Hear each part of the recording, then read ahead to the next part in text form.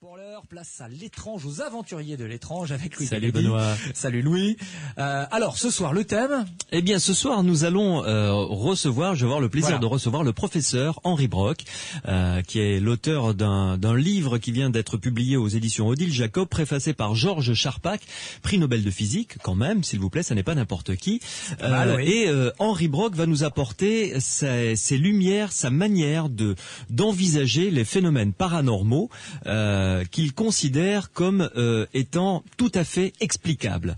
Donc c'est un regard complètement différent sur la voyance, sur la psychokinèse, sur tous les phénomènes que nous évoquons régulièrement sur notre antenne. Et il va nous expliquer comment lui considère que c'est tout à fait explicable et qu'il n'y a pas là de phénomènes vraiment à proprement dit paranormaux. Il y a des réponses physiques à tous ces phénomènes. Selon lui, oui, et c'est ça qui nous intéresse justement. C'est pour ça que j'ai tenu à ce qu'il soit présent dans mon émission pour nous en parler. Ah ben voilà, un autre. Il en parlera du Saint-Suaire de Turin, par exemple, qu'il a reproduit dans son laboratoire à Nice. D'accord, ah oui, par exemple, il est capable de faire des choses assez extraordinaires. Tout à fait. Bon, ben voilà, on va essayer d'en apprendre un petit peu plus, on va essayer d'en savoir plus. C'est aussi ça le rôle de Sud Radio, show et info. Passez en tout cas une bonne soirée. Retour du sport demain, donc à partir de 18h, et notamment du rugby, vous l'aurez compris. Bonne soirée à tous, les aventuriers de l'étrange.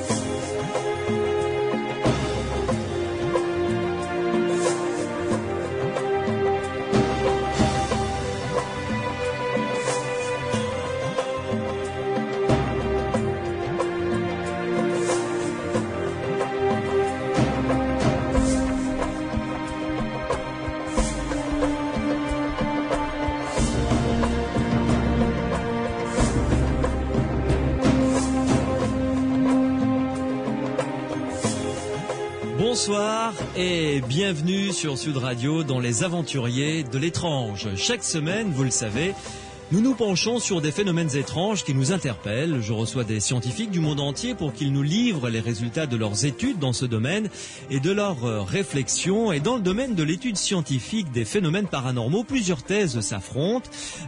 Parmi elles, il y a des thèses défendues par le laboratoire de zététique fondé par mon invité de ce soir, le professeur de physique Henri Brock. Bonsoir. Allô, est-ce que vous m'entendez? Oui, très bien. Oui, voilà. Je suis ravi de vous recevoir dans mon émission. Comme je l'ai dit à l'instant à Benoît Cossé, qui vient de terminer son émission, vous êtes l'auteur d'un livre qui vient de paraître aux éditions Odile Jacob dans la collection Science, préfacé par Georges Charpak. Ce livre s'intitule Gourou, sorcier et savant. Alors, une première question avant d'entrer dans le vif du sujet avec vous pendant les 2 heures jusqu'à minuit. Que veut dire zététique? Expliquez-nous ça. Alors, zététique, ça vient du grec zétein, qui veut dire chercher. Donc c'est finalement un équivalent de méthodologie scientifique. Moi je résume ça en disant c'est l'art du doute. L'art au sens évidemment l'ensemble des techniques, comme on va dire l'art du menuisier par exemple, l'art de l'ébéniste. Ouais. Donc la zététique s'était enseignée dans l'Antiquité par le grec Pyrrhon. Et puis c'est tombé un peu en désuétude. On a essayé à l'université de Nice de remettre ça au goût du jour. Donc on n'a pas inventé un vocable, on a voulu un petit peu prendre un vocable peu connu, de manière qu'il soit pas connoté, et puis essayer de le remettre au goût du jour. Très bien. Alors nous allons évoquer avec vous tout au long de cette émission sur Sud Radio les différents chapitres de votre livre, des sourciers aux maisons hantées, en passant par les voyants. On évoquera également les moines Shaolin sur lesquels vous êtes penchés. Alors vous le savez, vous qui nous écoutez, vous pouvez comme tous les week-ends intervenir dans cette émission. Vous êtes les bienvenus. Notre standard est à votre disposition pour vos commentaires, vos réactions ou poser des questions à mon invité si vous le désirez. Morad est au standard. Il attend vos appels au 0826 300 300 0826 300 300. Vous pouvez également intervenir par SMS. Vous tapez Sud sur votre portable, vous laissez un espace. Ensuite, vous rédigez votre réaction et vous envoyez le tout au 71 200 et dans ce cas-là, évidemment, je serai votre porte-parole. Professeur Henri Brock, donc nous allons passer un petit peu moins de 2 heures en votre compagnie. Première question, qu'est-ce qui vous a intéressé en tant que scientifique, professeur de physique, je le rappelle, qu'est-ce qui vous a amené à vous intéresser aux phénomènes paranormaux au départ? Je m'y suis intéressé avant d'être prof de physique. D'accord. Donc je crois que c'est parti de là, depuis très longtemps, depuis même tout petit, je m'intéresse à tout ce qui est bizarre, extraordinaire. Donc j'ai fait un petit peu de magie aussi, magie au sens illusionnisme. La prestidigitation, voilà, c'est ouais. ça, oui. Et donc je me suis toujours intéressé, donc j'ai commencé à l'adolescence, j'ai eu les lectures un peu classiques pour les périodes, enfin les personnes de ma génération, hein, Robert Charroux, etc. Vous n'êtes pas si vieux que ça, quoi. Voilà. Et donc, petit à petit, après, avec ma formation scientifique, disons mes études scientifiques en tant qu'étudiant, j'ai commencé à creuser un petit peu, à regarder les références, la documentation, etc. Je me suis aperçu que c'était nettement moins sérieux que ce que je croyais a priori, et donc j'ai continué à poursuivre dans cette voie. Et puis après, avec ma formation de physicien, j'ai pu monter des manips, enfin des expériences. Oui. Vous êtes directeur donc du laboratoire zététique qui est à l'université de Nice Sophia Antipolis.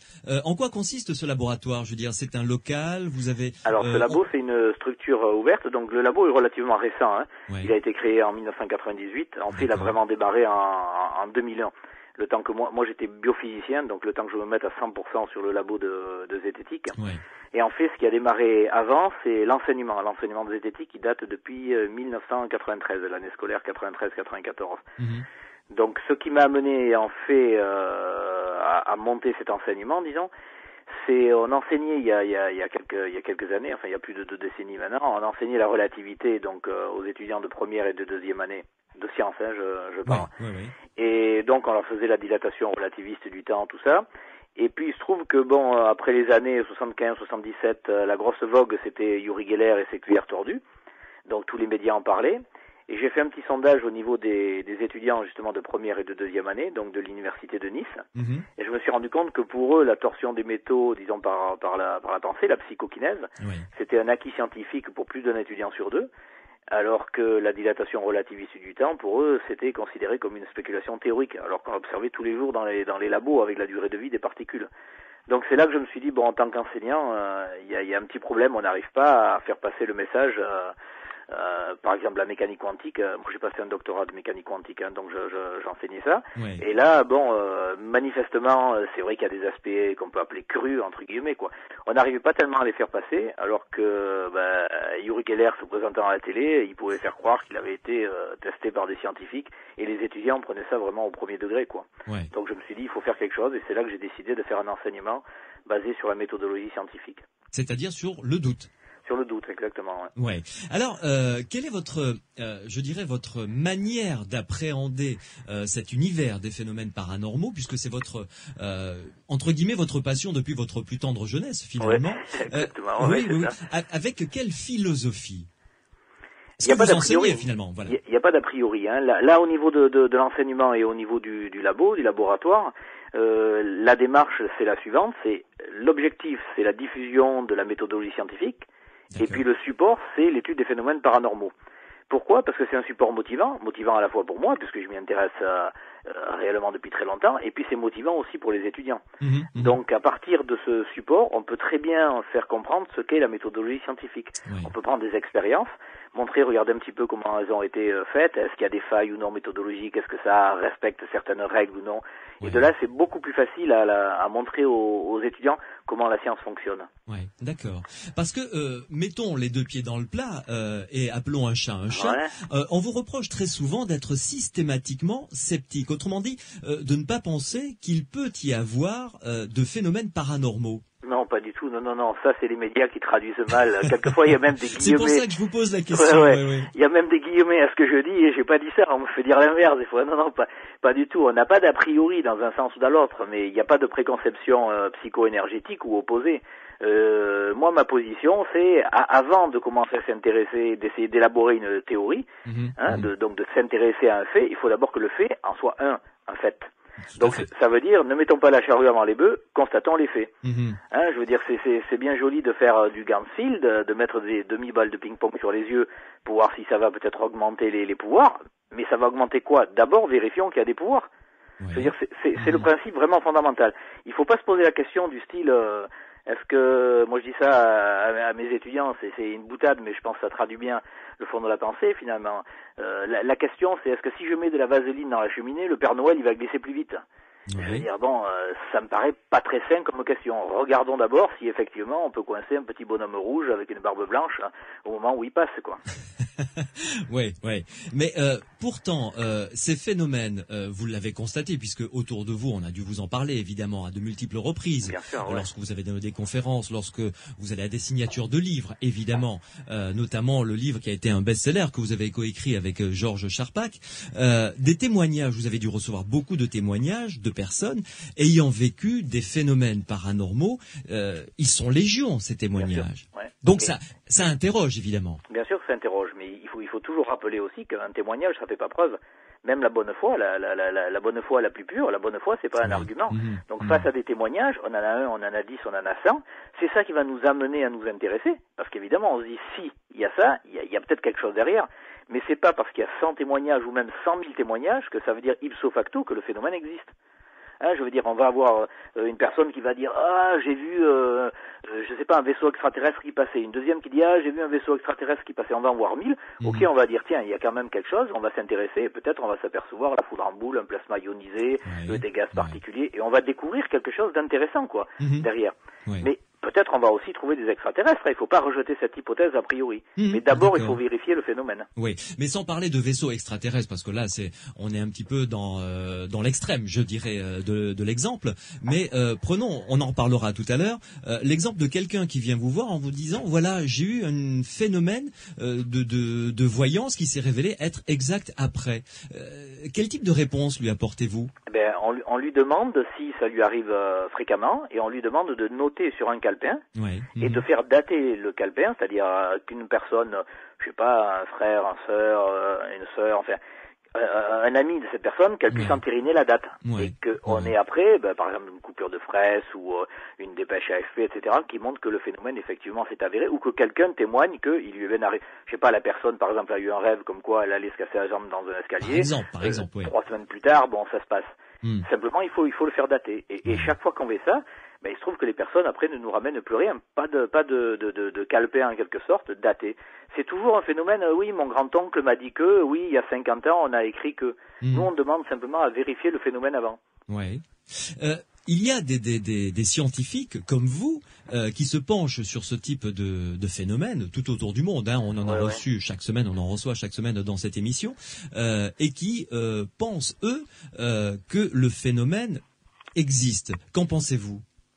Le problème, c'est que... Et pas des moindres, je dirais. Enfin, je veux dire, on va pas se lancer des titres de scientifiques. Évidemment, à la tête, ça ne sert absolument à rien, et l'objet n'est pas là. Mais qu'en pensez-vous? Parce que il y a des scientifiques qui sont, renommés, quoi, qui sont, qui se penchent là-dessus.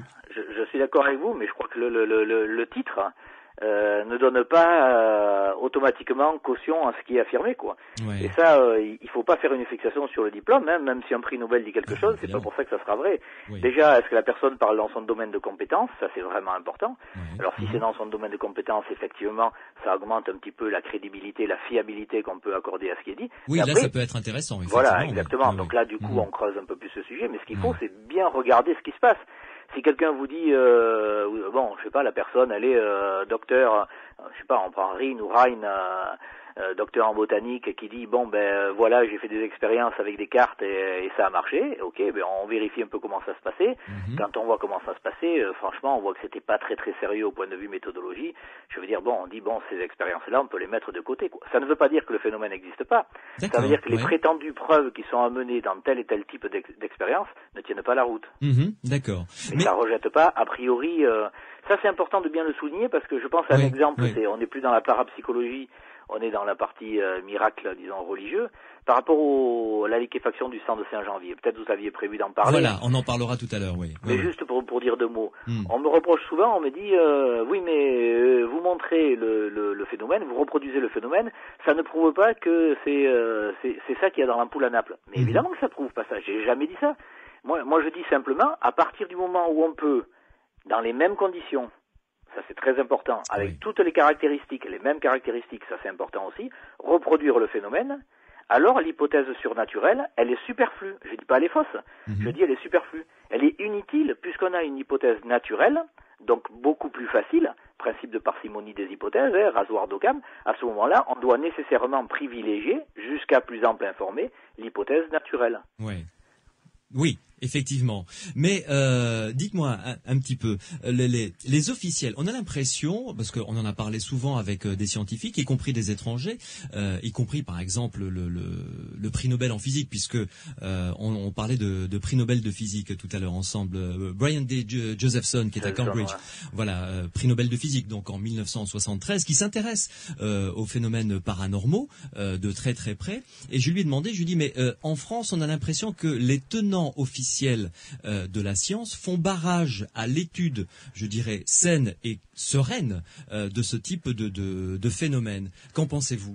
Non, je crois pas du tout. Je crois que c'est encore une fois, c'est un problème médiatique. Ouais. C'est un problème, c'est la manière dont les médias exposent ça. Je pense qu'au contraire, si on analyse le problème, on se rend compte que comment on pourrait dire, que le côté négatif vient au contraire des affirmations des parapsychologues. Parapsychologues ou autres paranormal au sens large, ça couvre aussi les extraterrestres, les magnétiseurs, etc. Pourquoi ?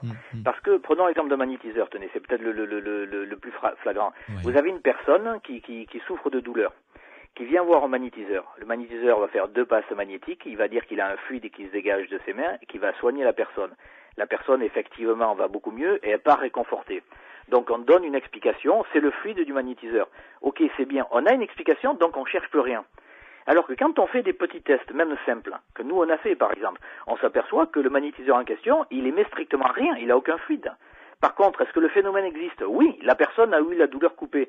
Donc c'est ça qu'il faut comprendre. Et le fait de dire que c'est le magnétiseur qui a un fluide coupe court à toute recherche. Alors que ce qu'il faudrait essayer de comprendre, c'est comment une personne, je parle du patient, de la personne qui vient et qui souffre, peut se mettre en condition via, évidemment, le médium qui est à côté, qui parle, le langage, etc., peut-être une mise dans un état un petit peu particulier, disons, état d'hypnose pour parler rapidement, quoi. C'est donc une mise en condition, et qu'est-ce qui va se passer ? C'est que la personne elle-même, le patient, va faire que son cerveau va imposer à son propre corps de fabriquer des endorphines, des morphines endogènes, et va couper la douleur. Et c'est ça qu'il faut essayer de comprendre. Il faut mener les recherches là-dessus, et pas dire c'est le fluide du magnétiseur, parce que là c'est fini, on cherche plus rien. Ok, on a la solution. On voit un truc fabuleux passer dans le ciel. Moi ça m'est arrivé, j'en ai vu 6 en formation sans émettre de bruit. Si la solution c'est, ouais ça y est, c'est les petits bonhommes verts qui viennent nous voir, c'est fini, on cherche plus rien. On a une solution de facilité qui coupe court à toute recherche. Donc moi je dis c'est un aspect fortement négatif de vouloir mettre des solutions comme ça toutes faites, qui n'ont ni queue ni tête si on regarde un petit peu. Il faut essayer de comprendre ces phénomènes, mais réellement, sérieusement, pour voir qu'est-ce qu'il peut y avoir derrière. Et peut-être on trouvera quelque chose de paranormal ou de parapsychologique. Pour l'instant, chaque fois que ça a été fait sérieusement, je parle dans des labos scientifiques, pas dans des trucs qui vont s'intituler laboratoire ou qui sont des associations déposées ou pas déposées, quoi. Je parle vraiment dans des labos. Oui, avec des scientifiques. Voilà, on est d'accord. Il n'y a jamais eu, jusqu'à plus ample informé, il n'y a pas de preuve d'un phénomène paranormal qui se soit produit. Ce qui ne veut pas dire que demain on va pas en avoir une. Il faut bien séparer les deux questions, quoi. Oui. Donc si j'ai bien compris, il faut évidemment étudier ça avec toute la rigueur scientifique qui s'impose, et ça c'est tout à fait normal, mais avec un esprit d'ouverture qui permet d'envisager toutes les hypothèses. Bien sûr, parce que c'est ça qui va permettre de faire des découvertes. C'est un domaine où certainement il y a des choses à trouver. C'est sûr qu'il ne faut pas y aller avec des gros sabots et avec des préconceptions, quoi. Mais ce qui est tout le temps reproché aux scientifiques vaut surtout de l'autre côté. La partie dogmatique, elle n'est pas de notre côté, elle n'est pas du côté des scientifiques. Il suffit de poser la question, de demander à quelqu'un qu'est-ce que c'est qui pourrait vous faire changer d'avis. Sur un point précis. Vous croyez aux fantômes, ok. Qu'est-ce que c'est qui pourrait vous faire changer d'avis ? Eh bien, vous verrez, chaque fois qu'on va prendre question aux fantômes, on va prendre les expériences, mettons, de l'Institut de parapsychologie américain, etc. Et vous verrez que la partie dogmatique, c'est-à-dire, rien puisque ça a été prouvé, elle n'est pas de notre côté, elle est du côté des soi-disant parapsychologues, quoi. Donc, manifestement, là, il y a un manque d'ouverture d'esprit, quoi. Alors, c'est le comble, c'est que souvent, on nous le reproche à nous, alors que c'est ce que j'allais vous dire, oui. Oui, alors que si les scientifiques s'y intéressent, ça me paraît traduire quand même une ouverture d'esprit, quoi. Mais avoir l'esprit ouvert, c'est pas l'avoir béant et puis que le cerveau il tombe, hein. Il faut quand même faire attention, quoi. Ça nous promet en tout cas 1h15 de discussion fort passionnante en votre compagnie, professeur Henri Brock. Vous restez avec nous, nous sommes sur Sud Radio, une première pause et on se retrouve dans quelques instants pour rentrer dans votre livre avec le premier chapitre concernant les sourciers. C'est un métier très ancien que l'on connaît évidemment dans nos campagnes. Vous vous êtes penché sur ce dossier, vous allez nous donner vos conclusions, du moins ce que vous en pensez dans quelques minutes. Vous pouvez nous apporter vos commentaires, vos réactions, vos questions. Morad est au standard 0826 300 300, 0826 300 300, ou vous pouvez également communiquer avec nous sur Sud Radio par le biais du SMS. Vous tapez Sud, vous laissez un espace, vous rédigez votre question, votre réaction, je serai votre porte-parole et vous envoyez le tout au 71 200. À tout de suite. Sud Radio, les aventuriers de l'étrange. Vous l'avez constaté, la promo, la pub, comme on dit dans notre jargon, est passée 2 fois. Déjà un phénomène étrange, hein, professeur Henri Brock. Bon alors, je rappelle que vous êtes professeur de physique, vous êtes directeur du laboratoire de zététique à l'université de Nice Sophia Antipolis et vous êtes l'auteur d'un livre préfacé par le prix Nobel de physique français Georges Charpak. Ce livre est sorti aux éditions Odile Jacob. Il s'intitule Gourou, sorcier et savant. Vous parliez de torsion de petite cuillère tout à l'heure, professeur, et c'est d'ailleurs la photo de votre couverture avec un personnage concentré sur une petite cuillère tordue, hein. Oui. Ça, vous en voulez à ce phénomène, visiblement? Non, au contraire, je crois que j'ai un petit faible pour ce phénomène parce que quand je démarre mes cours de zététique, par exemple, je fais une petite expérience de psychokinèse devant les étudiants, donc à distance, du métal se tord et prend la forme d'un Z comme zététique, et c'est comme ça que je démarre le cours. Donc, D'accord. Est-ce que vous, pour l'anecdote, il vous est arrivé, ou un de vos proches a vécu un phénomène paranormal, que ce soit un rêve prémonitoire, que ce soit un phénomène de voyance ou autre chose? Oui, je crois que c'est arrivé à plusieurs personnes. Moi, tout à l'heure, je vous disais comme ça, je parlais de ce que j'avais vu dans le ciel, qui est inexpliqué, mais inexpliqué veut pas dire inexplicable. Hein. Je veux dire, il n'y a peut-être pas les données suffisantes, mais c'est vrai que c'était très troublant. Et puis arrive soit soi-même, soit des personnes de son entourage, des événements du style on pense fortement à quelqu'un et puis on apprend malheureusement le décès de cette personne à ce moment-là, d'une manière ou d'une autre, hein, qui arrive, un coup de téléphone, etc. Ce sont des événements, j'allais dire, classiques, quoi, qui arrivent dans la vie de tous les jours. Mais c'est aussi le fait que si on fait des petits calculs de statistiques sur des événements comme ça, on se rend compte que bien c'est tout à fait normal que ça nous arrive. Même si un événement, disons, un événement spécifique, il a une probabilité... Prenons un événement qu'on appelle improbable. Par définition, si on l'appelle improbable, ça veut dire qu'il a une faible probabilité de se produire. D'accord ? Mais des événements improbables, il y en a plein. Imaginez, on est en train de discuter, imaginez qu'ils se mettent à tomber des grenouilles. Je veux dire, c'est improbable. C'est pas totalement impossible, hein. Il peut y avoir une petite tornade, passer dans mais c'est arrivé, oui, c'est arrivé. Hein. Tout à fait.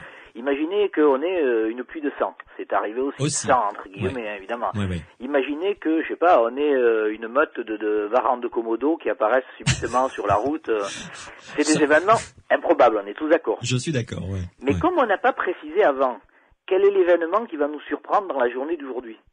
On n'a pas dit, tiens, peut-être il y a des varandes de Komodo qui vont venir m'agresser. Eh bien, il se trouve que si on fait la somme de toutes ces petites probabilités de chacun de ces événements extraordinaires, eh bien ça fait une grosse probabilité. Donc c'est sûr, à vous, à moi, il va nous arriver dans les 24 heures qui suivent quelque chose d'extraordinaire. Mais je peux pas vous préciser quoi. C'est ça la grosse différence. Et quand l'événement arrive, eh bien on va dire, oh c'est fabuleux. Mais pourquoi c'est fabuleux ? Parce qu'on va retenir que cet événement. On va oublier tous les événements improbables qui par définition ne se sont pas produits, quoi. On va retenir que le cas qui colle en quelque sorte.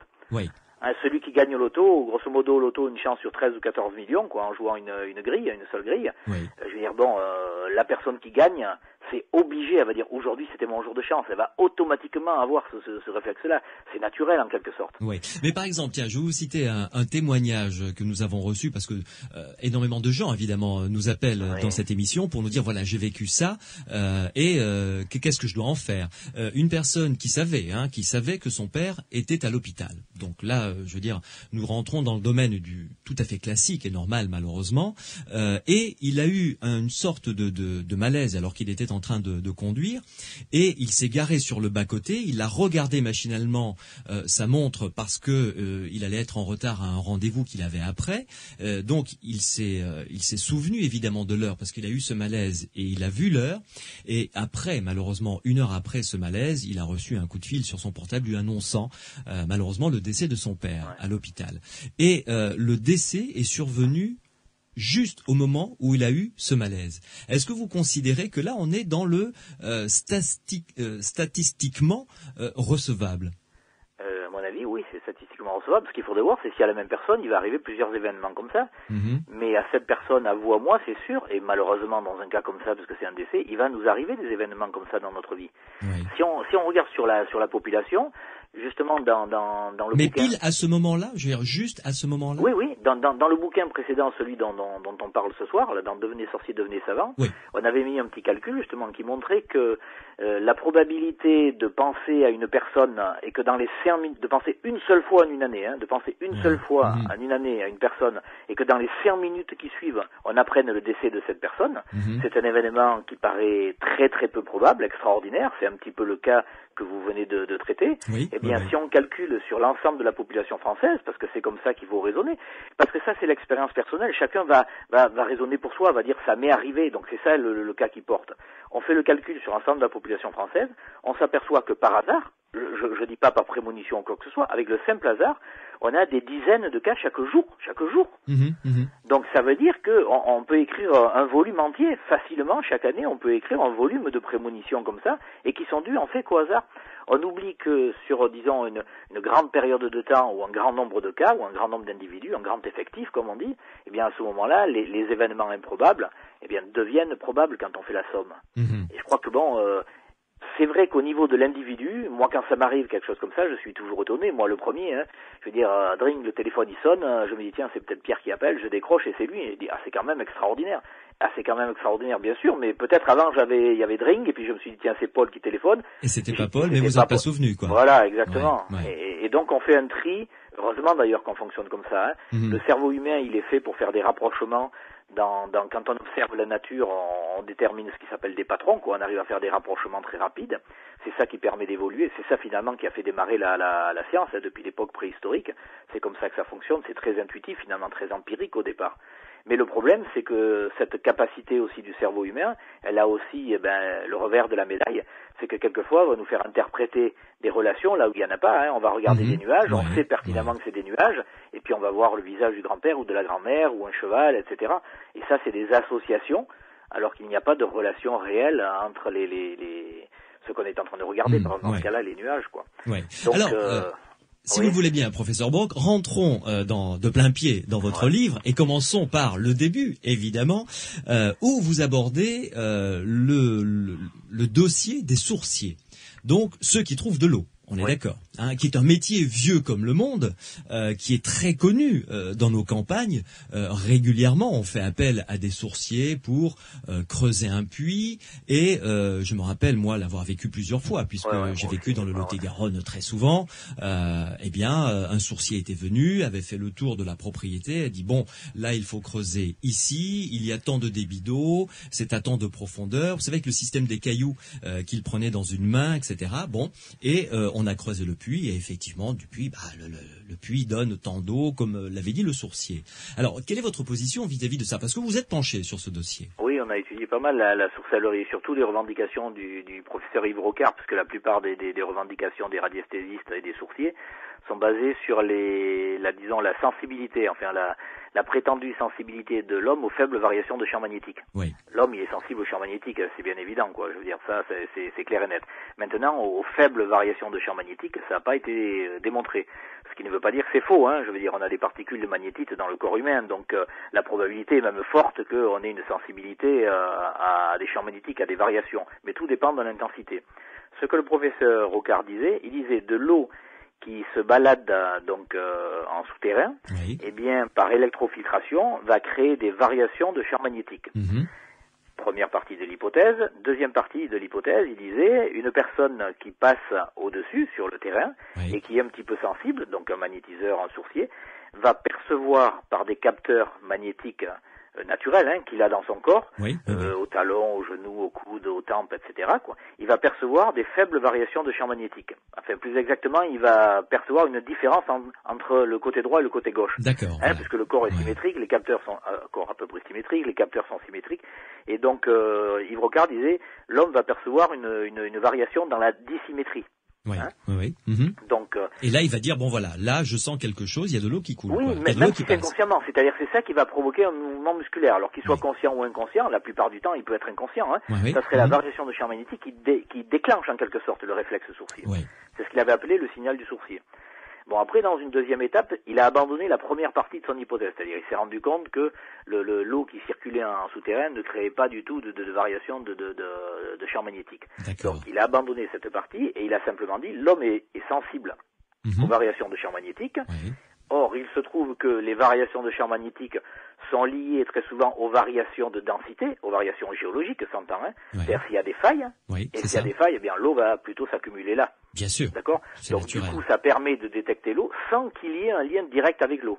C'est une corrélation et pas une causalité. D'accord. C'est-à-dire c'est-à-dire qu'un magnétiseur ou un sourcier pourra détecter une faille en pensant qu'il y ait de l'eau alors qu'il n'y en a pas. Exactement. D'accord. Mais ça, c'était l'hypothèse de Rocard. Ça ne veut pas dire que ça a été vérifié, d'accord ? Oui. Mais n'empêche que là, ça se tient, et l'eau serait en quelque sorte trouvée par déduction, mais par analogie, quoi, en quelque sorte. Oui, c'est ça, d'accord. Okay. Alors donc, nous, ce qu'on a fait, on a refait les expériences à l'université de Nice que proposait le professeur Yves Rocard, qui sont des expériences vraiment simples, avec ce qui s'appelle la semelle magnétique. Il y a aussi le cadre, on a fait avec le cadre électrique, tout ça, on a fait tous les types d'expériences qu'il avait annoncées, mais on s'est focalisé sur la semelle, tout simplement parce que le professeur Rocard disait lui-même que le capteur le plus important, c'était le capteur du talon. Bien évidemment, parce qu'on marche sur le terrain, c'est le capteur le plus près des variations de champ magnétique. C'est lui qui ressent le plus, quoi, finalement. Voilà, exactement, parce qu'après, ça chute très vite en fonction de la hauteur. Donc, il avait fait une petite expérience qui consistait à prendre une personne tenant un pendule à la main, mettre cette personne sur 2 bouts de bois, donc sans chaussures ou alors avec des chaussures qui n'avaient pas de clous, quoi. Donc pas de fer, nickel, cobalt, quoi, pas de rien de fer en tout cas, rien de métallique. Donc disons pieds nus, c'est le plus simple, la personne se met pieds nus. Fait. Et puis une des deux, disons, semelles en bois, si on peut appeler ça semelle, elle a au niveau du talon un petit trou, donc le bois était un peu creusé, et à l'intérieur, le professeur Rocard avait mis 5 ou 10 spires de fil électrique, une petite résistance et une pile, de manière à faire passer un courant électrique dans ce fil. Donc un fil qui tourne en rond, un cercle, plusieurs cercles si vous voulez, ça fait un petit solénoïde, ce qu'on appelle un solénoïde, c'est-à-dire ça crée un champ magnétique. D'accord, oui. Circulation du courant électrique, d'où création de champ magnétique au niveau du talon, et donc dissymétrie entre le talon droit et le talon gauche, puisqu'il n'y a qu'une semelle qui a ce procédé, cet appareillage. Et donc du coup, le professeur Rocard disait, bien à ce moment-là, la réaction automatique de la personne qui subit ce stimulus magnétique, c'est le pendule se met à tourner. Par un mouvement musculaire, bien sûr, c'est pas par un effet... mais de manière inconsciente, mais il tourne. Voilà, exactement. Et donc nous, on a repris ça. La revendication, c'était que 80% de la population avait ça. Et quand on a fait les tests, et nous on les a fait, je veux pas dire, mais sérieusement, alors que le professeur Rocard, il les a fait sur des effectifs très faibles, et surtout, il travaillait pas en double aveugle. C'est-à-dire qu'il avait un interrupteur, un bouton poussoir pour mettre le courant électrique ou non, c'est-à-dire donc pour créer le champ magnétique ou non, parce que je vous rappelle, le champ magnétique, donc il est créé par la circulation du courant électrique. Oui, tout à fait. Donc il l'activait ou pas. Voilà, il l'activait ou pas, mais il l'activait ou pas, lui, le sachant, parce que c'est lui qui a appuyé, et dans des expériences devant le sourcier, c'est-à-dire que le sourcier savait si le champ électrique, si le courant électrique, donc si le champ magnétique était enclenché ou pas. Donc ça, c'était double erreur. Il faut non seulement que le radiesthésiste ou disons le pendulisant, le sourcier, on ne sache rien, mais même celui qui fait l'expérience. Nous, dans les expériences qu'on a fait, par exemple avec des étudiants, donc il y a la personne qui tient le pendule qui ne sait pas si le courant électrique passe ou non, et l'étudiant qui contrôle en quelque sorte, qui note si le pendule tourne ou non, lui-même ne sait pas si le courant passe ou non. D'accord. Parce que sinon, imaginons que la télépathie existe. Eh bien, on va peut-être dire, on a démontré le magnétisme de la sorcellerie, alors qu'en réalité, c'est tout simplement un message télépathique entre le gars qui tient le pendule et la personne qui est là à côté et qui sait si le courant passe ou non. Je note que vous faites référence à un phénomène paranormal, là, bien professeur. Sûr. Non, mais c'est pour montrer que c'est difficile de les différencier. Si on bosse pas sérieusement, c'est impossible de différencier. Donc dans un cas comme ça, il faut travailler en double aveugle, c'est-à-dire que le sourcier qui tient le pendule ne doit pas savoir si le champ magnétique, il y est ou non, mais l'expérimentateur non plus. Le scientifique qui est à côté qui note le résultat ne doit pas le savoir. C'est quelqu'un à l'extérieur, dans une autre pièce ou plus loin, qui met le courant de manière aléatoire, avec une liste décidée à l'avance, une fois oui, une fois non, etc. Ouais. Et puis, il y a une personne qui note. Mais la personne qui note ne sait pas s'il y a le courant. Quand on fait ça, eh bien, il se trouve que l'effet ne s'est jamais manifesté. Ce qui ne veut pas dire que le pendule ne tourne pas. Ça veut dire qu'on a obtenu des rotations du pendule, même sans champ magnétique. C'est-à-dire, il n'y avait pas de courant électrique qui passait. Il n'empêche qu'il y avait des mouvements musculaires inconscients qui faisaient bouger le pendule. D'accord. Donc, ce que vous êtes en train de nous dire, c'est que les expériences du professeur Rocard ne fonctionnent pas comme lui l'avait prétendu. Mais en revanche, ce que vous ne dites pas, et je suppose que c'est fait exprès, c'est que il n'y a pas de personne qui puisse trouver le métier de sourcier n'existe pas. Ça, c'est autre chose. Ça, le problème reste entier finalement. Le problème reste entier au niveau du sourcier parce que. Tout à fait, voilà. Si on pose la question, est-ce qu'un sourcier trouve de l'eau? Ma réponse est oui, un sourcier trouve de l'eau. Oui. Est-ce qu'un sourcier trouve de l'eau pour les raisons qui sont revendiquées? Ma réponse est non, et ça on peut le montrer. On peut le démontrer par des expériences simples. C'est ça, tout à fait, je suis d'accord. Donc il faut pas mélanger les deux problèmes. C'est-à-dire le fait qui est constaté, trouver de l'eau, et puis l'explication qui en est donnée. Pour le moment, il n'y a aucune explication qui fonctionne. Et il y a des explications peut-être beaucoup plus simples qui peuvent fonctionner. À savoir que quelqu'un peut enregistrer de manière inconsciente, je parle pas de quelqu'un qui truque ou quoi, je parle de quelqu'un de bonne foi. Voilà, tout à fait. Quelqu'un qui travaille dans un environnement donné, il a remarqué qu'il y a 3-4 ans, il y avait une sécheresse, il y a des endroits qui restaient un peu plus verts. Quelqu'un qui marche habituellement sur un terrain avec des chaussures de marche, des grosses chaussures, remarque que le son n'est peut-être pas pareil. Je pense à ça parce qu'on a fait une expérience avec un magnétiseur radiesthésiste dans une église. Il nous disait qu'avec son pendule, il avait trouvé une crypte dans l'église. Eh bien, il se trouve que moi j'ai dit regardez, j'ai pas de pendule, je me suis baladé et je lui ai fait le plan de la crypte. Je ne connaissais pas l'église. J'ai fait le plan de la crypte dessous. Au son des pas. Au son des pas, parce qu'on descendait la montagne, j'avais des grosses chaussures de marche avec la plaque métallique, donc bien lourde, bien claquante, et donc je m'étais rendu compte que ça sonnait pas pareil, quoi. Et puis vous savez, quand vous avez des piliers, il faut se mettre à 3 pour faire le tour. On peut se douter que s'il y a une crypte, les piliers en dessous, ils sont au même endroit, parce que sinon ça tiendrait pas tellement, quoi. Vraisemblablement. Donc, et j'ai dessiné le plan de la crypte, et c'était le plan que son pendule avait donné. Donc moi, je dis pas que ce monsieur n'a pas de pouvoir, je dis simplement qu'il y a une explication plus simple qui me paraît être cette personne qui a une fonction, il est menuisier, et puis il fait visiter, c'est lui qui a la clé, et qui fait visiter cette église très ancienne, et il fait de la radiesthésie. Il a dû enregistrer, c'est mon hypothèse, il a dû enregistrer inconsciemment que le bruit de ses pas n'était pas pareil, à force de se balader dans l'église, et par des mouvements musculaires inconscients, c'est ressorti au niveau de son pendule. C'est-à-dire, il a agité, c'est pas conscient, donc je sais pas quelle phrase il faudrait dire, son bras s'est agité, disons, plutôt qu'il a agité. Son bras s'est agité en fonction des sons qu'il avait enregistrés. Voilà. Et c'est ça qui est extraordinaire, c'est de se rendre compte à quel point, par nos 5 sens normaux, on peut prendre une quantité d'informations beaucoup plus importante que ce qu'on pense la plupart du temps. Il n'y a pas besoin de faire appel à un 6e sens, quoi. Là, je suis d'accord. Mais alors donc, si j'ai bien compris, et là, je suis d'accord avec vous, le problème des sourciers reste plein et entier, et on ne sait toujours pas, la science n'est toujours pas capable, pour le moment, dans l'état actuel de nos connaissances, évidemment, de dire comment quelqu'un peut dire, là, il y a de l'eau, et donner le débit, finalement. Il y a encore du travail à faire. Oui, mais attendez, avant de dire que le sourcier trouve de l'eau, il faut voir si quelqu'un qui n'est pas sourcier trouve de l'eau, et c'est le cas aussi. Quand ça a été fait en Australie, là ils ont vraiment des problèmes d'eau, donc il y a des puits qui ont été placés par des sourciers, ils ont eu un taux de réussite élevé, ce qui est superbe. Ils sont allés sur le terrain avec le pendule et les furcelles, ils ont eu de bons résultats. Mais il faut aussi rapprocher ça du fait que dans le même temps, la même commission de l'eau, qu'est-ce qu'elle avait fait? Elle a demandé à des hydrogéologues qui, sans se déplacer, sans aller sur le terrain, en travaillant de chez eux dans leur bureau avec des cartes, ils ont obtenu un résultat meilleur. Ils ont donné des profondeurs et débit. Donc, oui, mais enfin bon, ça ne prouve rien. Ça veut dire que les personnes qui sont allées sur le terrain ont eu les mêmes résultats, peut-être moins bons, mais ont eu des résultats parce que là où ils ont dit de creuser, on a trouvé l'eau. C'est que quand même, il y a quelque chose à, entre guillemets, sans faire de jeu de mots, à creuser dans ce sens. Bien sûr qu'il y a quelque chose à creuser, mais avant de dire qu'ils ont un pouvoir, il faut peut-être se dire, est-ce qu'il n'a pas consulté une carte chez lui? Est-ce que finalement, il n'est pas un peu hydrogéologue sans le savoir? Est-ce que, là, je pousse le bouchon un peu loin, mais c'est pour dire, c'est difficile de conclure. Il y a une expérience, nous on l'a proposé à plusieurs sourciers, ils n'ont jamais voulu la faire.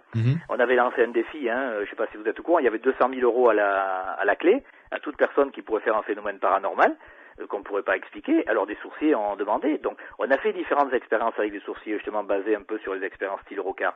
Mais à notre avis, l'expérience la plus simple, c'est vraiment l'expérience, disons, princeps, c'est quoi? C'est de dire à un sourcier, ok, vous choisissez le terrain que vous voulez, donc c'est lui qui décide, il est dans son élément, il prend l'instrument qu'il veut, pendule, baguette, surcelle, ce qu'il veut. Sur la région qu'il connaît, etc. Où il veut, son choix. Et puis, ok, il se balade, il vérifie qu'il n'y a pas de parasites, rien, il fait tout. Et il met une croix, il nous dit, ici, il y a de l'eau. Et à ce moment-là, c'est la même lune, c'est la même journée, tout est dans les mêmes conditions, il est en pleine forme, il nous indique, ici, dans le coin, là où on est, 9 autres endroits où, d'après lui, il n'y a pas d'eau. Oui. D'accord? Et on fait les 10 forages. D'accord. Et on doit trouver de l'eau que là où il a dit qu'il y avait de l'eau. Nous sommes d'accord. Et ça s'est jamais fait, ça n'a jamais été accepté. Alors que finalement, si le gars il est sûr de gagner 200 000 euros, il peut quand même financer 10 forages, c'est pas la mer à boire. D'accord? Oui, sans faire de jeu de mots, oui, ça nous sommes à peu près d'accord. Mais voilà. C'est un métier qui existe depuis très longtemps. Enfin, moi, je me rappelle ce sourcier qui est venu sur notre terrain, qui était assez grand. C'était dans le Lot-et-Garonne. Il nous a dit, creusez là, vous trouverez de l'eau et tant de débit. C'est ce qu'on a fait, c'est ce qui a été. Et je me rappelle que ce monsieur était venu de Dordogne. Donc Dordogne, Lot-et-Garonne, quand on voit sur une carte, c'est assez éloigné. C'était pas sa région de prédilection finalement. Oui, peut-être il tournait beaucoup, peut-être je sais pas. Chaque cas est un cas particulier. C'est vrai. Dans Gourou, sorcier savant, j'ai mis la lettre d'un puisatier, donc une personne dont c'est le métier de faire les puits. Voilà, parce que souvent le sourcier ne fait pas les puits. Le sourcier indique simplement la position. Tout à fait. Et puis après c'est une société de forage qui vient derrière. Mais la société de forage, quand vous allez discuter avec, parce qu'il faut discuter avec le sourcier, mais il faut aussi aller discuter avec la personne qui creuse. Et la personne qui creuse un peu en aparté, ce qu'on vous dit souvent dans les sociétés, c'est que pour les clients, ils aiment bien avoir le sourcier, donc ils prennent le sourcier. Mais si le sourcier n'indique pas l'endroit où eux supposent qu'il y a de l'eau, ils se débrouillent pour discuter avec le sourcier pour que l'indication soit la bonne. Parce que les gars qui font le forage, ils ont aussi leur carte et tout, et ils connaissent à peu près où il faut creuser, quoi. Donc là, le puisatier qui maintenant travaille pour des puits dans le Sahel, il est à la retraite, donc il essaie de faire désensabler les puits du Sahel. Donc toute sa vie, il a consacré au puits et il explique qu'il y a des endroits où il aurait pu prendre sa casquette et la jeter au hasard et creuser là, il n'y avait pas de problème, il aurait trouvé de l'eau, quoi. Ce qu'on oublie souvent, c'est qu'on dit le sourcier ou quelqu'un d'autre, même on dit le foreur, même en parlant d'un côté, disons, plus scientifique, plus technique, le foreur a trouvé une source ou une veine ou un truc comme ça. Il n'y a pas de veine souterraine, quoi. C'est rarissime. Ce qui a l'eau en souterrain, c'est des espèces de nappes, c'est de la pierre infiltrée, du calcaire, etc. Donc c'est des grandes nappes, des aquifères qui permettent de puiser l'eau. Mais il n'y a pas une veine, c'est-à-dire que vous creusez à un endroit, mettons, je sais pas, XY, si vous creusez un mètre à côté, vous êtes aussi dans l'eau. D'accord, on va pas passer à côté. Je comprends ce que vous voulez dire. Voilà. D'accord. Professeur Henri Brock, vous restez avec nous. Une pause encore. Nous sommes sur Sud Radio dans les Aventuriers de l'étrange et dans quelques minutes, nous allons parler du phénomène de voyance.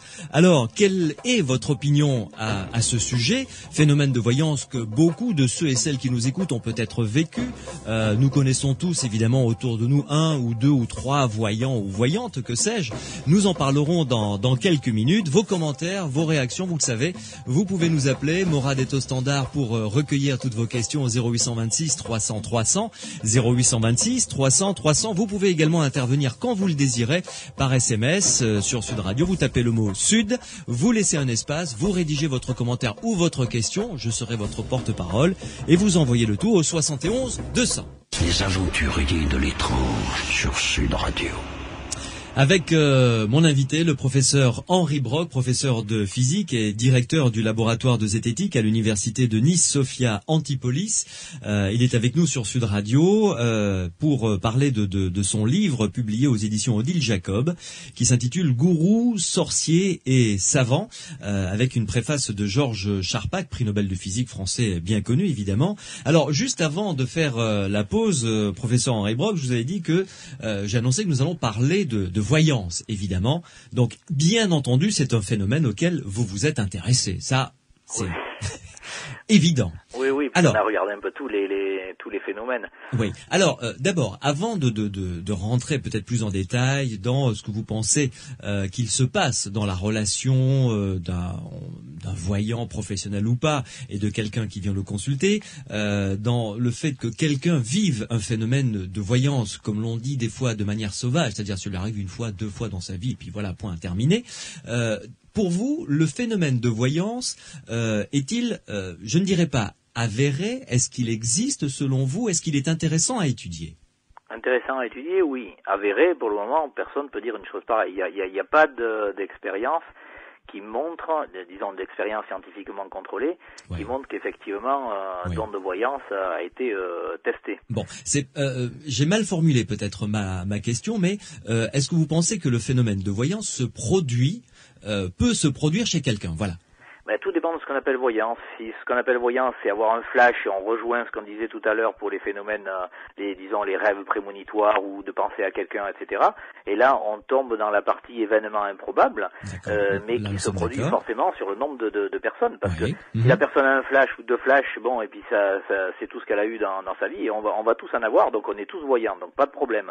Oui. Maintenant, si quelqu'un fait métier ou non, peu importe, peu importe, annonce avoir des pouvoirs de voyance, c'est-à-dire de pouvoir de manière répétée, pas forcément contrôlable systématiquement, mais de manière répétée, une fois, deux fois dans la semaine ou par mois, etc. Alors là, bien pour nous, ça devient beaucoup plus intéressant parce qu'on est hors du domaine, disons, statistique, d'événements qui se produisent par hasard. À ce moment-là, on peut faire des expériences. Oui. C'est ce qu'on a fait. On a fait des expériences avec des protocoles vraiment, vraiment simples. Chaque fois, notre principe, c'est premièrement de travailler en accord complet avec la personne, le sujet psy, disons, le médium, je sais pas comment on peut l'appeler, disons le sujet psy qui vient nous voir, donc on définit un protocole, disons ça, accepté des deux côtés, mais vraiment, c'est la personne elle-même qui définit, elle dit voilà, moi je peux faire ça, ça et ça. On lui dit bon d'accord, est-ce que vous préférez tel type?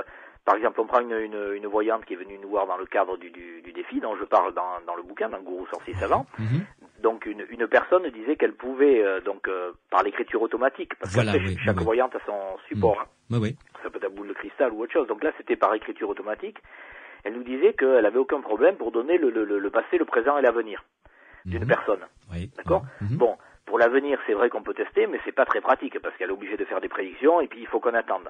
Donc, étant donné qu'elle disait que c'était le passé et le présent qu'elle pouvait donner, on a dit OK sur le passé, et ça c'est, disons, physiquement mesurable puisque c'est déjà arrivé, donc on sait ce qui est arrivé. Oui, tout à fait. Là, on peut le vérifier. Voilà. Donc, on lui a dit, est-ce que vous êtes d'accord, on travaille que sur le passé? Pas de problème puisque c'est ce qu'elle annonçait, elle avait dit d'accord. Donc, elle disait qu'elle pouvait travailler avec la personne en face ou simplement sur une photo, à condition qu'elle ait la date de naissance. Donc, on a dit, d'accord, est-ce que si on vous fournit des photos de personnes avec leur date de naissance, vous pouvez déterminer les événements marquants du passé de ces personnes? Elle nous a dit sans problème. Alors, à ce moment-là, on a fait un petit protocole simple, c'est-à-dire, on a pris des personnes, on a demandé à ces personnes-là qu'est-ce qu'elles avaient eu comme événement marquant, du style, je sais pas, un accident, une grosse opération, une maladie particulière, etc., ou un événement heureux, je veux dire. Oui, tout à fait, oui, ça peut. Donc, on a fait des listes d'événements, où chaque fois, disons, on faisait une liste de 20 événements, d'accord, avec un seul événement parmi ces 20 qui était afférent à cette personne. Par exemple, une personne, je sais pas, avait eu les deux jambes broyées dans un accident de voiture. Alors à ce moment-là, on mettait une liste où on mettait, je sais pas, attraper une hépatite, enfin on mettait une liste, disons, de calamités entre guillemets qui seraient arrivées à la personne, avec une seule qui était juste, pas question de mettre. Donc et ça c'était signé par la personne, de manière que ce soit attesté. C'était mis sous enveloppe, avec un petit cachet dessus, etc., de manière que nous, on puisse aussi, expérimentateurs, prouver qu'on n'avait pas triché en quelque sorte. C'est-à-dire qu'on ne changeait pas les réponses, disons... Oui, qu'il n'y avait pas de faille dans le protocole. Voilà, exactement. Et puis, donc, ce qu'on a fait après, on fournissait à la candidate la photo de la personne sur laquelle elle pouvait travailler, et on lui donnait directement la liste avec les 20 possibilités. À charge pour elle, dans ce cas-là avec son écriture automatique, eh bien de dire quelle était laquelle des calamités, parce que j'appelle ça les calamités, était arrivée à cette personne-là. Et puis on faisait pour une personne, pour une deuxième, pour une troisième, des personnes qui étaient choisies par la médium. C'était pas les personnes en tant que telles, mais nous on avait par exemple 20 personnes, donc il y avait 20 enveloppes avec les photos des personnes. C'est la médium qui choisissait sur quel individu, disons, elle voulait travailler. C'est pas nous qui avons imposé quoi que ce soit. D'accord. Et puis, bon, simplement, après, on regardait les résultats. Et quand on a regardé les résultats, elle a strictement rien obtenu. Dans ce cas-là, de mémoire, je crois qu'elle avait obtenu 3 sur 20, ce qui était ce que donnait le hasard, quoi. Le hasard donnait même 4, quoi. Mais, il y a dans la littérature, dans ce domaine, énormément de témoignages et de phénomènes de voyance qui ont été constatés par des scientifiques notamment, par des grands penseurs. Doit-on faire fi de tout ça? Est-ce que tout doit être bon à être jeté finalement? Non, moi je pense qu'il faut regarder chaque fois comment les expériences se sont déroulées. D'abord si on a une description bien précise, complète et tout, parce que si c'est pas le cas, là on retombe dans le domaine du témoignage et on peut pas faire grand chose. Ouais. Si on a une description bien complète, alors là on peut regarder, est-ce que oui ou non l'expérience amène quelque chose de concluant. Si on voit qu'il y a une faille dans le protocole, eh bien malheureusement l'expérience était peut-être bonne, mais on pourra jamais le prouver, parce qu'à partir du moment où il y a une faille de protocole, ça veut pas dire que le résultat est faux, mais ça veut dire qu'en tout cas, nul ne peut prouver qu'il est juste, quoi. Donc à partir de ce moment-là, c'est une expérience qu'on met sur le côté. Et malheureusement, il y en a des tas d'expériences comme ça. Même des expériences réputées. Il y a des expériences, je pense par exemple des expériences c'est de la voyance, c'est la divination de cartes. Vous savez, avec les cartes de Zener dans l'institut de Rhein. Donc ils mettaient aux États-Unis, Aux États-Unis, ouais. Ils mettaient donc un paquet de cartes mélangées, donc 5 symboles répétés 5 fois, donc ça fait un jeu de 25, qui était mélangé, posé sur la table, et le médium se concentrait et devait donner la carte qui était dessus. Et puis on enlevait, on passait à une autre carte. Voilà. Donc le protocole, il paraît simple et indiscutable. Mais il se trouve que quand on voit la manière dont le parapsychologue Rhein, en l'occurrence, analyse les résultats, ça tient même pas la route. Il s'imagine qu'il y avait une chance sur 5 de déterminer la carte. Et ça, c'est pas vrai du tout. Ça, c'est vrai si vous remettez la carte dans le jeu, mais pas si vous la posez sur le côté. Regardez, pour être plus clair, on va faire une expérience tous les deux, quoi. Hein, on a un paquet comme ça, qui est formé, donc, c'est un paquet de 25 cartes. Oui. C'est 5 cartes qui sont répétées. D'accord. 5 x 5, 25, tac. Ouais. D'accord? Donc, il y a 5 symboles, carré, rond, etc. Ouais. Si je tire une carte, on va faire, mettons, de la télépathie, je me concentre, ou même pas, on fait de la voyance, et vous allez essayer de deviner la carte. Vous allez me répondre, je sais pas, répondez-moi ce que vous voulez. Un rond. Un rond, ok. À ce moment-là, je mets la carte de côté, vous l'avez pas vue, bien sûr, il faut pas donner la réponse, mais je la mets de côté. Et puis, je vais prendre une deuxième carte. Oui. Vous savez que dans le paquet, il y a au maximum 5 ronds, 5 carrés, 5 étoiles, etc. Donc, à aucun moment, vous allez répondre 25 fois un rond, on est bien d'accord. Nous sommes d'accord, oui, tout à fait. Vous n'allez pas répondre 24 fois un rond. Vous n'allez pas répondre 23 fois un rond, etc. Il y a des dizaines et des dizaines de cartes comme ça, qu'à partir du moment où le sujet psy, il a un minimum de neurones en face, il va évidemment pas donner. D'accord? Oui. Eh bien, Rhein les a comptés, quoi. Oui. C'est ridicule. C'est du niveau de Tintin, quoi. C'est ahurissant, quoi. Et il n'empêche que ça, c'est censé être le nec plus ultra. Ouais. Et pourtant, la méthode statistique du professeur Rhein a été, selon toute vraisemblance, validée par des statisticiens américains. Non, on voit passer ça partout, on le voit même écrit. Ce que les statisticiens ont validé, c'est les lois statistiques qui ont été utilisées. Elles sont correctes, c'est ça qui est dit. Mais ça valide ni les données, ni les résultats. Le fait de valider la méthode ne valide pas la méthodologie que vous avez utilisée dans l'épreuve. C'est juste la méthode statistique utilisée. Mais si les données au départ sont pas bonnes, évidemment, les résultats ne seront pas corrects. Vous pouvez obtenir des résultats faux avec une bonne méthode. Oui, tout à fait. Oui, ça, nous sommes d'accord, tout à fait. Mais là, on parle de méthode statistique et on est vraiment dans la science que je qualifierais de dure, quoi. C'est-à-dire, on est dans un laboratoire, on étudie, c'est souvent très rébarbatif d'ailleurs, ce genre de test. Mais les phénomènes qu'ont vécu plusieurs personnes annonçant même des événements assez importants d'ordre national, d'ordre régional ou planétaire, ou d'ordre de terre. Ça quand même, il y a eu des choses, des faits tout à fait troublants, ça on ne peut pas le nier tout de même. Bien sûr que ça se nie pas, mais ce qui est même troublant, c'est qu'il n'y en ait pas eu plus. Ce qui est troublant, c'est qu'il n'y en ait pas eu plus. Ce qu'on oublie, on oublie un principe fondamental, c'est l'infaillibilité humaine n'existe pas. L'infaillibilité permanente n'existe pas. Alors évidemment, souvent quand on donne cette phrase, on entend la faillibilité. C'est pas ça que je suis en train de dire. Je dis l'infaillibilité permanente n'existe pas. Ça veut dire nul au monde n'a le pouvoir de se tromper tout le temps. Même Elisabeth Tessier, tôt ou tard, elle va faire des trucs justes. C'est obligé. C'est l'inverse qui serait anormal, qui serait vraiment fabuleux, extraordinaire, hors norme. Personne ne peut se tromper tout le temps. Et ça, c'est quelque chose qu'on oublie. Ça veut dire, par pur hasard, nécessairement, tôt ou tard, les choses tombent justes. Ça veut dire on a un événement incroyable qui se produit, où quelqu'un va annoncer les 6 numéros du loto et puis ils vont sortir, etc. Oui. C'est-à-dire que même une horloge arrêtée donne au moins l'heure exacte 2 fois par jour. Bien sûr, alors qu'une horloge qui est en retard, elle donne jamais, quoi. Oui. Et alors, Que pensez-vous, parce que là, vous me faites penser à quand même des travaux très importants qui ont été réalisés, notamment qui ont été réalisés par la CIA, qui a fait durant des années d'expérience sur la voyance et le remote viewing à des fins militaires, pour voir s'ils pouvaient les utiliser à des fins militaires, et visiblement, ça a donné des résultats plus qu'intéressants.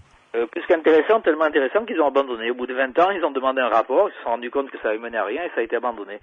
Donc les résultats plus qu'intéressants. Vous savez, les expériences de remote viewing, c'est pareil. Quand on voit comment c'est fait au point de vue protocole, je suis même étonné que l'armée américaine ait mis des crédits là-dedans. Faisons un petit résumé. Comment ça se passe? Vous avez un médium, imaginons un médium qui est dans les studios de Sud Radio. Par exemple, et puis quelqu'un d'autre, mettons moi en l'occurrence, à distance, je vais à un point A. Que le médium ne connaît pas. Bien entendu. Oui. Et puis le médium décrit. Donc il va faire une vision à distance. Disons qu'à travers mes yeux, il va essayer de décrire l'endroit où il est. D'accord? À ce moment-là, une fois que le médium a fait sa description, donc elle est enregistrée, à ce moment-là, moi, soit j'envoie une photo, soit je dis, voilà, j'étais, par exemple, je sais pas, à côté de la Tour Eiffel. Oui, voilà, par exemple. Oui. Et puis je passe à un deuxième lieu. Et on recommence l'expérience comme ça, et on fait par exemple une vingtaine de coups. Et puis après, une vingtaine de lieux, d'accord?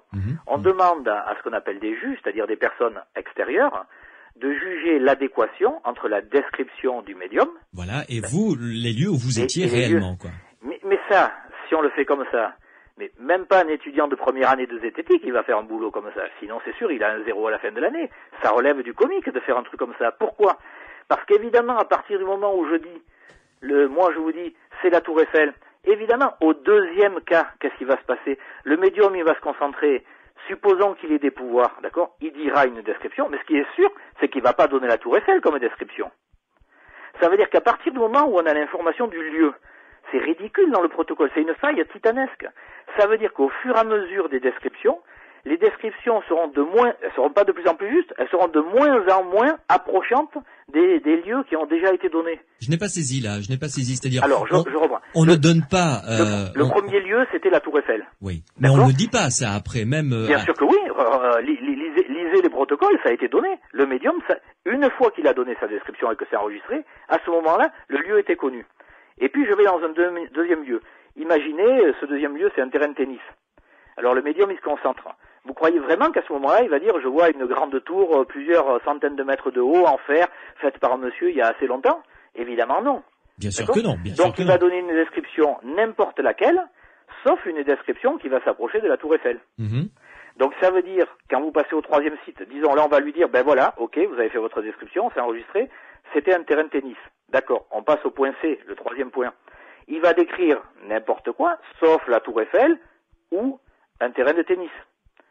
Donc nécessairement les descriptions vont être de plus en plus éloignées des lieux déjà cités. Ce qui veut dire que quand on donne les descriptions et des photos des lieux visités, A, B, C, D, etc., à des juges extérieurs, eh bien quand ils vont faire le match, quand ils vont, disons, mettre en une paire, note, oui, ou un pourcentage de réussite, oui. Voilà, forcément, on va se retrouver un résultat qui va être meilleur que le hasard. Évidemment, parce qu'on n'a pas fait au hasard, parce que par définition, le médium évite les sites et évite de faire une description qui correspond au site premier, quoi.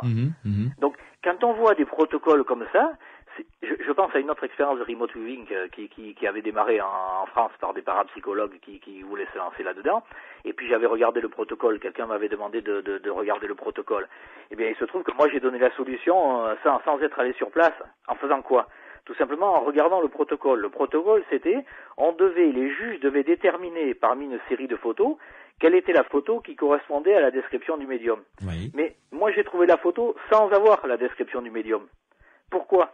Tout simplement en regardant le protocole, je me suis rendu compte que ce qui était mis dans le protocole, c'est que la personne qui était sur le lieu faisait une photo du lieu avec un petit appareil jetable, les appareils photo jetables. Oui. Il y avait encore les bobines à l'époque, pas le numérique. Oui. D'accord. Oui. Et parmi les photos qui étaient présentées, toutes les photos étaient des photos avec une bonne définition, disons des photos de banque de données, mais il y a une photo qui manifestement avait été tirée avait sur du 35 mm point de vue focal, parce qu'ils ont à peu près tous cette focale-là, quoi, pour avoir avec du gros grain, etc. Voilà, exactement. Donc, c'était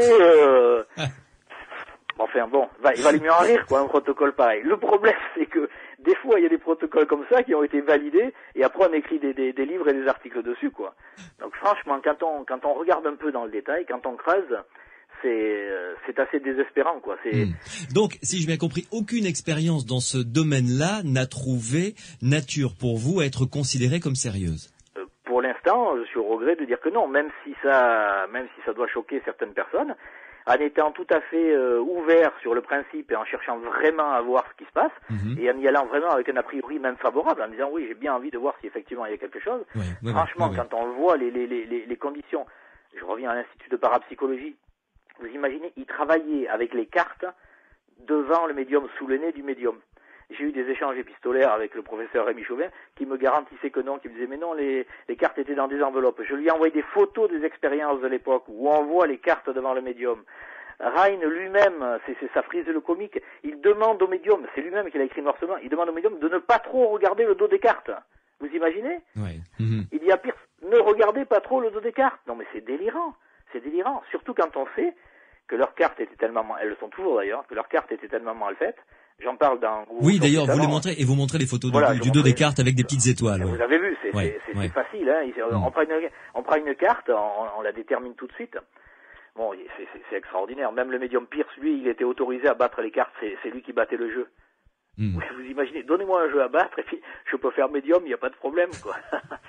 Professeur Henri Brock, une nouvelle pause et on va se retrouver dans quelques instants pour continuer à discuter des phénomènes paranormaux avec vous à l'occasion de la sortie de votre livre. Je rappelle que vous êtes sur Sud Radio dans Les Aventuriers de l'étrange et que nous sommes ensemble jusqu'à minuit.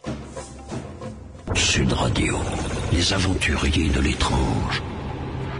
J'ai le plaisir de recevoir dans Les Aventuriers de l'étrange le professeur de physique Henri Brock à l'occasion de la publication de son livre aux éditions Odile Jacob. Ce livre s'intitule Gourou, sorcier et savant.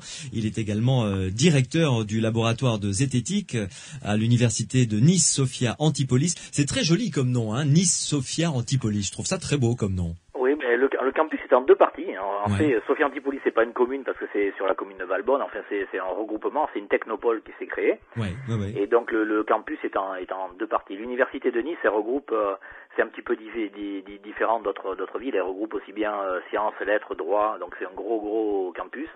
Donc il était question de le décaler, de le mettre un peu en dehors. Et toute une technopole s'est montée. Oui. Mais dites-moi, votre laboratoire, je suppose que ça n'est pas une question indiscrète.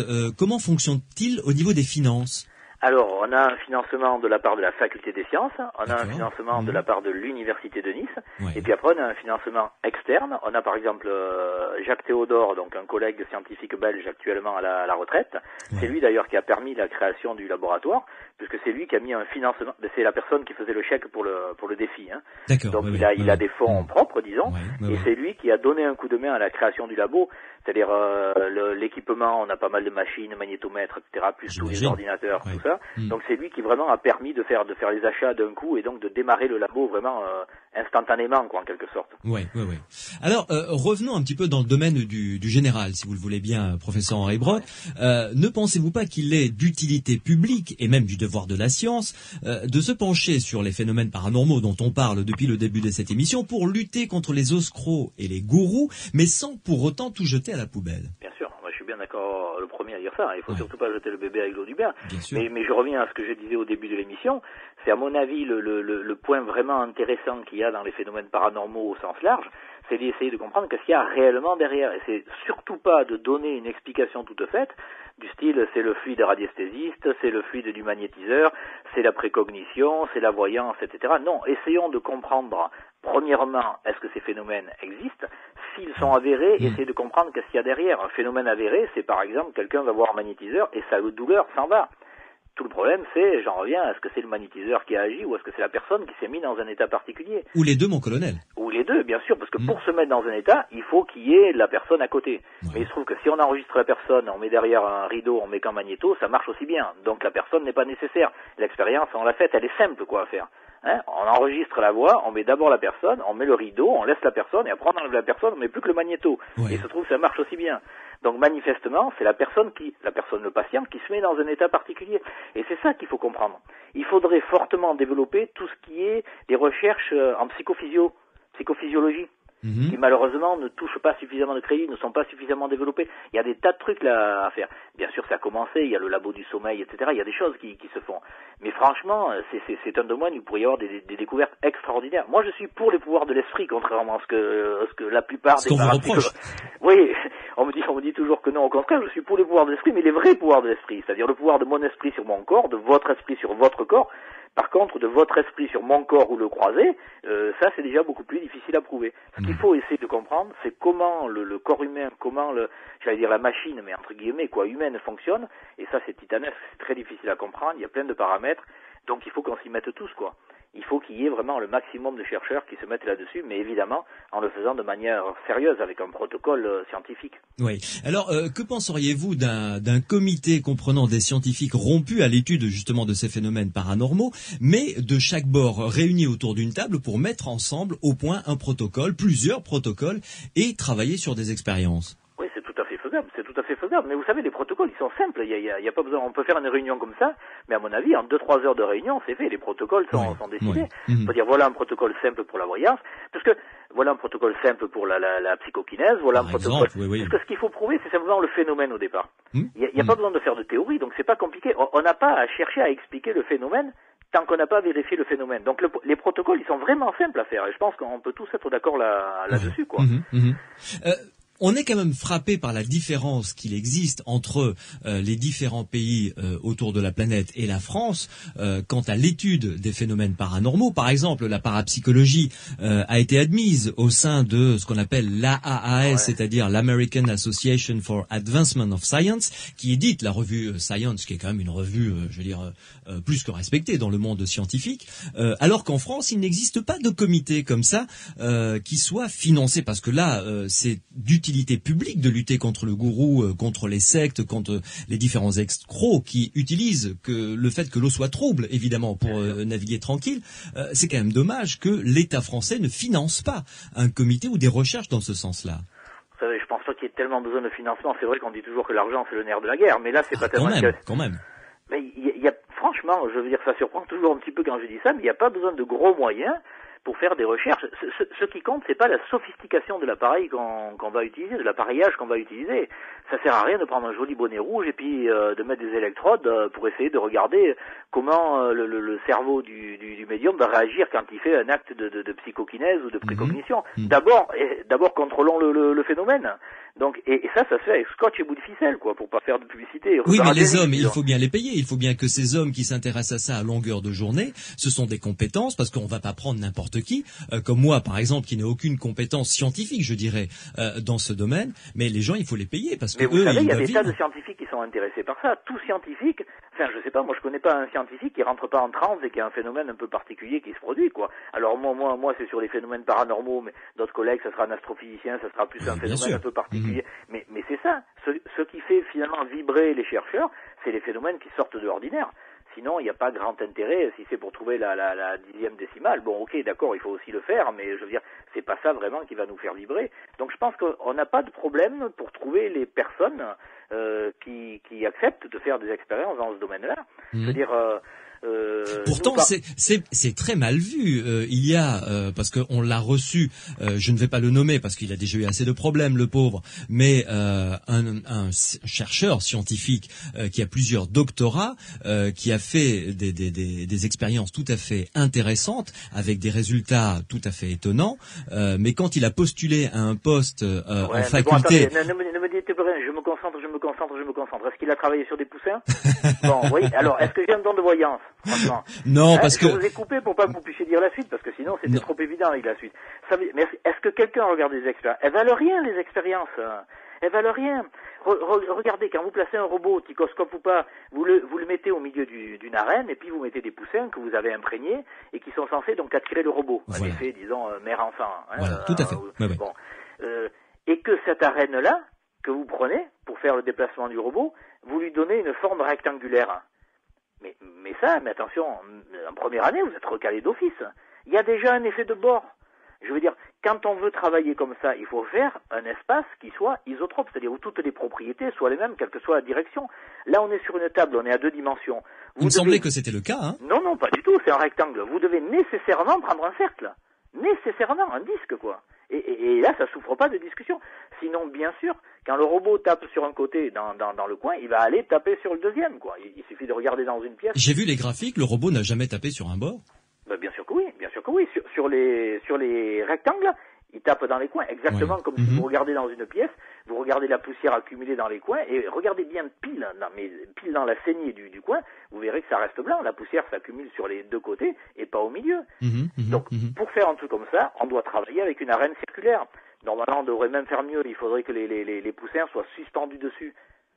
Pour que ce soit vraiment symétrique, parce que si vous les mettez d'un côté, eh bien, il se trouve que les poussins, ils ont une température non nulle par définition, puisqu'ils sont vivants, et comme ils ont une température, disons, corporelle, ça va créer un petit gradient de température, même s'il paraît faible, ce gradient de température, il crée un déplacement d'air. Faible, mais un déplacement d'air. Et ce déplacement d'air, il crée une variation de pression. De l'air qui se déplace est à une pression inférieure à l'air ambiant au repos. Donc ça veut dire que le robot qui soi-disant est totalement randomisé, c'est pas vrai, il n'est pas randomisé. Il est randomisé au point de vue électronique, mais il n'est pas randomisé physiquement. Ça veut dire qu'autour de lui, les pressions ne sont pas identiques.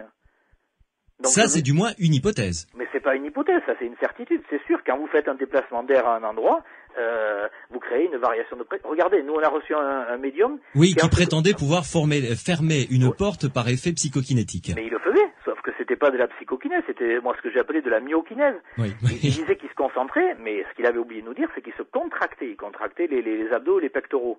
Bon, il fait 1m97. Cela dit, cette personne était de bonne foi, elle a été tout à fait contente d'apprendre qu'effectivement c'était un effet physique, et on est devenus amis, il n'y a aucun problème là-dessus. Oui, tout à fait. Pour montrer que ça s'est fait avec une bonne démarche. La variation très faible de volume que cette personne faisait avec ses pectoraux et ses abdominaux suffisait à faire une force d'environ 500 grammes force sur une porte. C'est-à-dire un déplacement d'air suffisant pour que la porte se referme en fait. Parce que c'était dans un tout petit local. Oui, c'est pas un déplacement d'air, parce que les gens pensent déplacement d'air. C'est pas un déplacement d'air. C'est le fait que on change le volume accessible à l'air. Donc on change la pression. D'accord. Dans Gourou Sorcier Savant, j'ai montré une petite expérience. Oui, tout à fait. Voilà. Avec une bassine, on met voilà. Donc on prend une poubelle, on prend un petit tonneau en plastique. Moi j'ai pris une poubelle parce que il y avait la M6 qui était venue donc pour filmer, il a fallu improviser parce que bon j'ai vu que la journaliste n'était pas convaincue. Le médium lui il était convaincu, il avait compris vraiment comment ça fonctionnait. Il est informaticien donc j'avais fait 2-3 équations, il avait vraiment vu que c'était la pression quoi. Par contre la journaliste n'était pas convaincue donc j'ai improvisé, donc j'ai fait avec les moyens du bord bien sûr. Donc j'ai pris une petite poubelle qu'on avait là dans le secrétariat et j'ai mis dessus un bout de chambre à air. J'ai tenu tout ça avec un gros ruban adhésif bien serré. Et puis j'ai mis mon poing sur le caoutchouc. En appuyant sur le caoutchouc, ce que je fais pas une variation d'air, je fais une variation du volume accessible à l'air, parce que je comprime l'air qui est dans la poubelle, mais ce que je fais, je donne un peu plus d'espace, pas beaucoup, mais ça suffit, un peu plus d'espace à l'air qui est dans la pièce. D'accord. Et en faisant ça, je fais automatiquement baisser sa pression. Quand vous augmentez le volume, vous baissez la pression. Ce qui reste constant, c'est le produit des deux. Pression que multiplie volume. Et donc, en appuyant avec le poing, tac, tac, tac, tac, la porte a fait tac, tac, tac, tac. Vous reproduisez le mouvement que vous voulez avec votre poing à distance. Oui, tout à fait. Professeur Henri Brock, avant de parler du Saint-Suaire de Turin, sur lequel vous êtes penché, ou du sang de San Gennaro, qui se liquéfie à Naples 3 fois par an, on va parler pendant quelques instants quand même de l'émission à laquelle vous avez participé, du côté des sceptiques. C'était donc mercredi dernier. C'est passé très tard d'ailleurs. Je me suis couché tard à cause de vous. C'est passé vers... ça a fini à 1h15 du matin, voilà. Ce qui était finalement très pénible. C'était donc la Reine de France, animée par Stéphane Bern. D'un côté, il y avait les tenants, de l'autre côté, les sceptiques, dont vous faisiez partie, évidemment. Déjà, cette catégorisation me paraît plus que suspecte. Enfin bref, êtes-vous d'accord quand même pour constater que seul l'audimat ou encore le compte en banque du producteur en est sorti grandi de ce genre d'émission? Ça, je suis le premier à le dire. Dès que l'émission s'est déroulée, pendant même le déroulement de l'émission, je ne sais pas si vous avez remarqué, il est arrivé un moment où j'ai plus rien dit, quoi. Oui. Quand j'ai vu qu'on ne pouvait pas parler, qu'il n'y avait pas moyen de débattre, parce qu'on aurait pu débattre sérieusement, bon, pas avec tout le monde, mais avec une ou deux personnes en face, enfin 2 sûrement, même une personne manifestement n'était pas du bon côté, mais bon, ça c'est encore notre problème, c'est qu'on ne pouvait pas discuter, quoi. Donc à partir de ce moment-là, c'est pas la peine d'essayer d'amener des arguments ou de discuter, donc moi j'ai décidé de me mettre un peu en retrait, quoi, en quelque sorte. Oui. Non, je pense que dans ce genre d'émission, c'est pas possible. Oui, enfin, et puis vous êtes d'accord pour dire que tous les arguments qui ont été utilisés, d'un côté comme de l'autre d'ailleurs, hein, ont été navrants et franchement inutiles. Ah oui, alors là c'était quand Maud Christen, la voyante, a commencé à parler, à me traiter de Ku Klux Klan parce qu'il y a un dessin humoristique qui a été fait par le dessinateur de Bon Ouvrage au cœur de l'extraordinaire et qui montre quelqu'un qui a été roulé dans le goudron et les plumes, porté par 2 personnes et qui a marqué tricheur au poker, non parapsychologie, et qu'elle sourit même pas en voyant un dessin comme ça, qu'elle croit que ça fait rapport au Ku Klux Klan. Je veux dire, bon, manifestement, elle a une culture BD qui lui manque un petit peu, quoi. Faudrait qu'elle lise Lucky Luke, quoi, je crois. Là, on peut rien dire, quoi. Cela dit, pour ne mettre en cause personne du côté des sceptiques, il y a eu des arguments qui étaient aussi très navrants, quoi. Hein. Il y a des choses qui n'étaient pas franchement terribles, qui étaient en dessous du niveau de flottaison. Oui, mais il faut voir comment ça avait démarré. Voilà, nous sommes d'accord. Donc, on est au moins d'accord pour dire que ce genre d'émission fait tout sauf avancer le débat. Non. Il y a une bonne émission qui avait été faite, qui était passée sur Planète Future. Je me rappelle plus du journaliste, je crois que c'était Laurent Catherine, mais c'est de mémoire, je garantis pas quoi le nom. Et l'émission, c'était Capricorne, ascendant sceptique. Et franchement, c'était bien fait. Et il y a eu une expérience qui a été menée avec Yves Lignon et Maud Christen, justement. Et la voyante qui d'habitude obtenait des résultats absolument parfaits, surtout avec son parapsychologue favori, là n'a rien obtenu, quoi. Donc, mais ça ne prouve pas que le phénomène n'existe pas ou qu'elle n'est pas capable de produire le phénomène. En tout cas, ça prouve que dans ce cas-là, dans les conditions décidées par elle et qui lui convenaient tout à fait à 100%, comme c'était revendiqué, elle a strictement rien obtenu à partir du moment où le protocole qui était fait était un protocole correct. C'est-à-dire où au lieu de laisser la personne dire ce qu'elle voulait, il y avait un choix, à savoir voilà, vous avez 10 photos et vous devez déterminer laquelle est dans l'enveloppe. Et pour qu'il n'y ait pas d'ambiguïté, vous avez la photocopie des 10 photos sous le nez. Et donc vous en avez une à choisir parmi ces 10. Alors que si on ne fait pas un protocole aussi simple que ça, eh bien, ça donne quoi? Ça donne un dessin qui est dans une enveloppe. Moi, je suis médium, je me concentre. Ah, je vois des fleurs. Bravo, il a gagné. Pourquoi? Parce que sur la photo, il y a, je sais pas, une dame avec une robe à fleurs. Pourquoi? Parce que c'est un appartement, il y a des tapisseries avec des fleurs. Pourquoi? Parce que c'est un magasin de fleuristes. On n'en sort pas, quoi. C'est pas sérieux, des protocoles comme ça. Donc, on fait beaucoup plus simple. On dit, on prend 10 photos, d'accord? Et on dit à la médium, voilà, on prend une de ces 10 photos, elle sera mise dans l'enveloppe, à charge pour vous de déterminer quelle est la photo. Donc, c'est encore plus simple pour la personne, puisqu'elle sait quel 10 dessins elle doit observer. Il suffit simplement que par ses pouvoirs, ou ses prétendus pouvoirs, elle donne le dessin qui est dedans. Dans ce cas-là, 0 sur 10. Donc jusqu'à plus ample informé, elle a un pouvoir égal à 0. Mais au lieu de se taper dessus à longueur de... Non, là, c'est pas pour taper dessus, c'est juste pour signaler qu'il y a moyen de faire des choses très très simples. Et là, moi, j'ai pas participé, donc je suis d'autant plus dégagé pour le dire. L'émission était très bien faite. J'ai pas participé à cette expérience, je veux dire. Après, j'ai participé à l'émission. Ils étaient venus m'interviewer au labo, quoi. Mais je veux dire, bon, au moins, on voit protocole simple, on voit le résultat. Et c'est ça qu'il faut donner comme information. Il faut donner l'ensemble des facettes. Et malheureusement, souvent, les médias, on n'a que la facette, disons, trop paranormale. Et c'est pas du tout... Les gens disent oui, mais les scientifiques, c'est des scientifiques, c'est triqué, borné, etc. Mais il se trouve qu'au niveau des médias, dans les revues, etc., malheureusement, ce qui est diffusé, il faut voir, TF1, ils ont fait une émission mystère, et il y a eu une vingtaine de numéros. Ils n'ont pas fait une émission, disons, de vulgarisation scientifique qui expliquait comment on pouvait montrer ce qu'il y avait de réel derrière un phénomène paranormaux. Ce qui ne veut pas dire qu'ils étaient paranormaux, bien sûr. Je pense liquéfaction du sang, etc. On peut montrer comment ça... On va en parler d'ailleurs tout à l'heure. On peut montrer comment ça fonctionne. Et on pourrait faire des émissions tout aussi intéressantes et qui apporteraient au moins une information sérieuse. Comme on le fait ce soir, par exemple. Exactement. Mais vous savez, franchement, c'est rarissime. Je vous tire mon chapeau parce que c'est pas évident. Il y a très peu de médias qui permettent justement de discuter tranquillement et d'expliquer réellement le fond des choses, en quelque sorte. De donner ce type d'information. C'est pas courant du tout. Écoutez, je prends le compliment, merci. Vous restez avec nous, professeur Henri Brock, une nouvelle pause, et on va parler du sang de San Gennaro, qui se liquéfie 3 fois par an à Naples, qui donne lieu à des mouvements de ferveur très intenses. Nous allons parler du suaire de Turin, que vous connaissez évidemment. Donc, dans quelques minutes, ce sera le sujet avec le professeur Henri Brock, et ensuite, Nous parlerons également d'un très joli livre qui a été publié dans la collection que dirige le professeur Henri Brock. C'est la biographie d'un fakir, le fakir Ben Goubet. J'avais reçu son fils d'ailleurs dans cette émission. C'était un très très joli témoignage, très humain, très beau, très chaleureux, d'un fils qui porte une admiration sans borne pour son père qui est maintenant hélas décédé, et son père capable de faire des choses extraordinaires, vraiment. Nous en parlerons sur Sud Radio dans quelques minutes. Sud Radio, les aventuriers de l'étrange.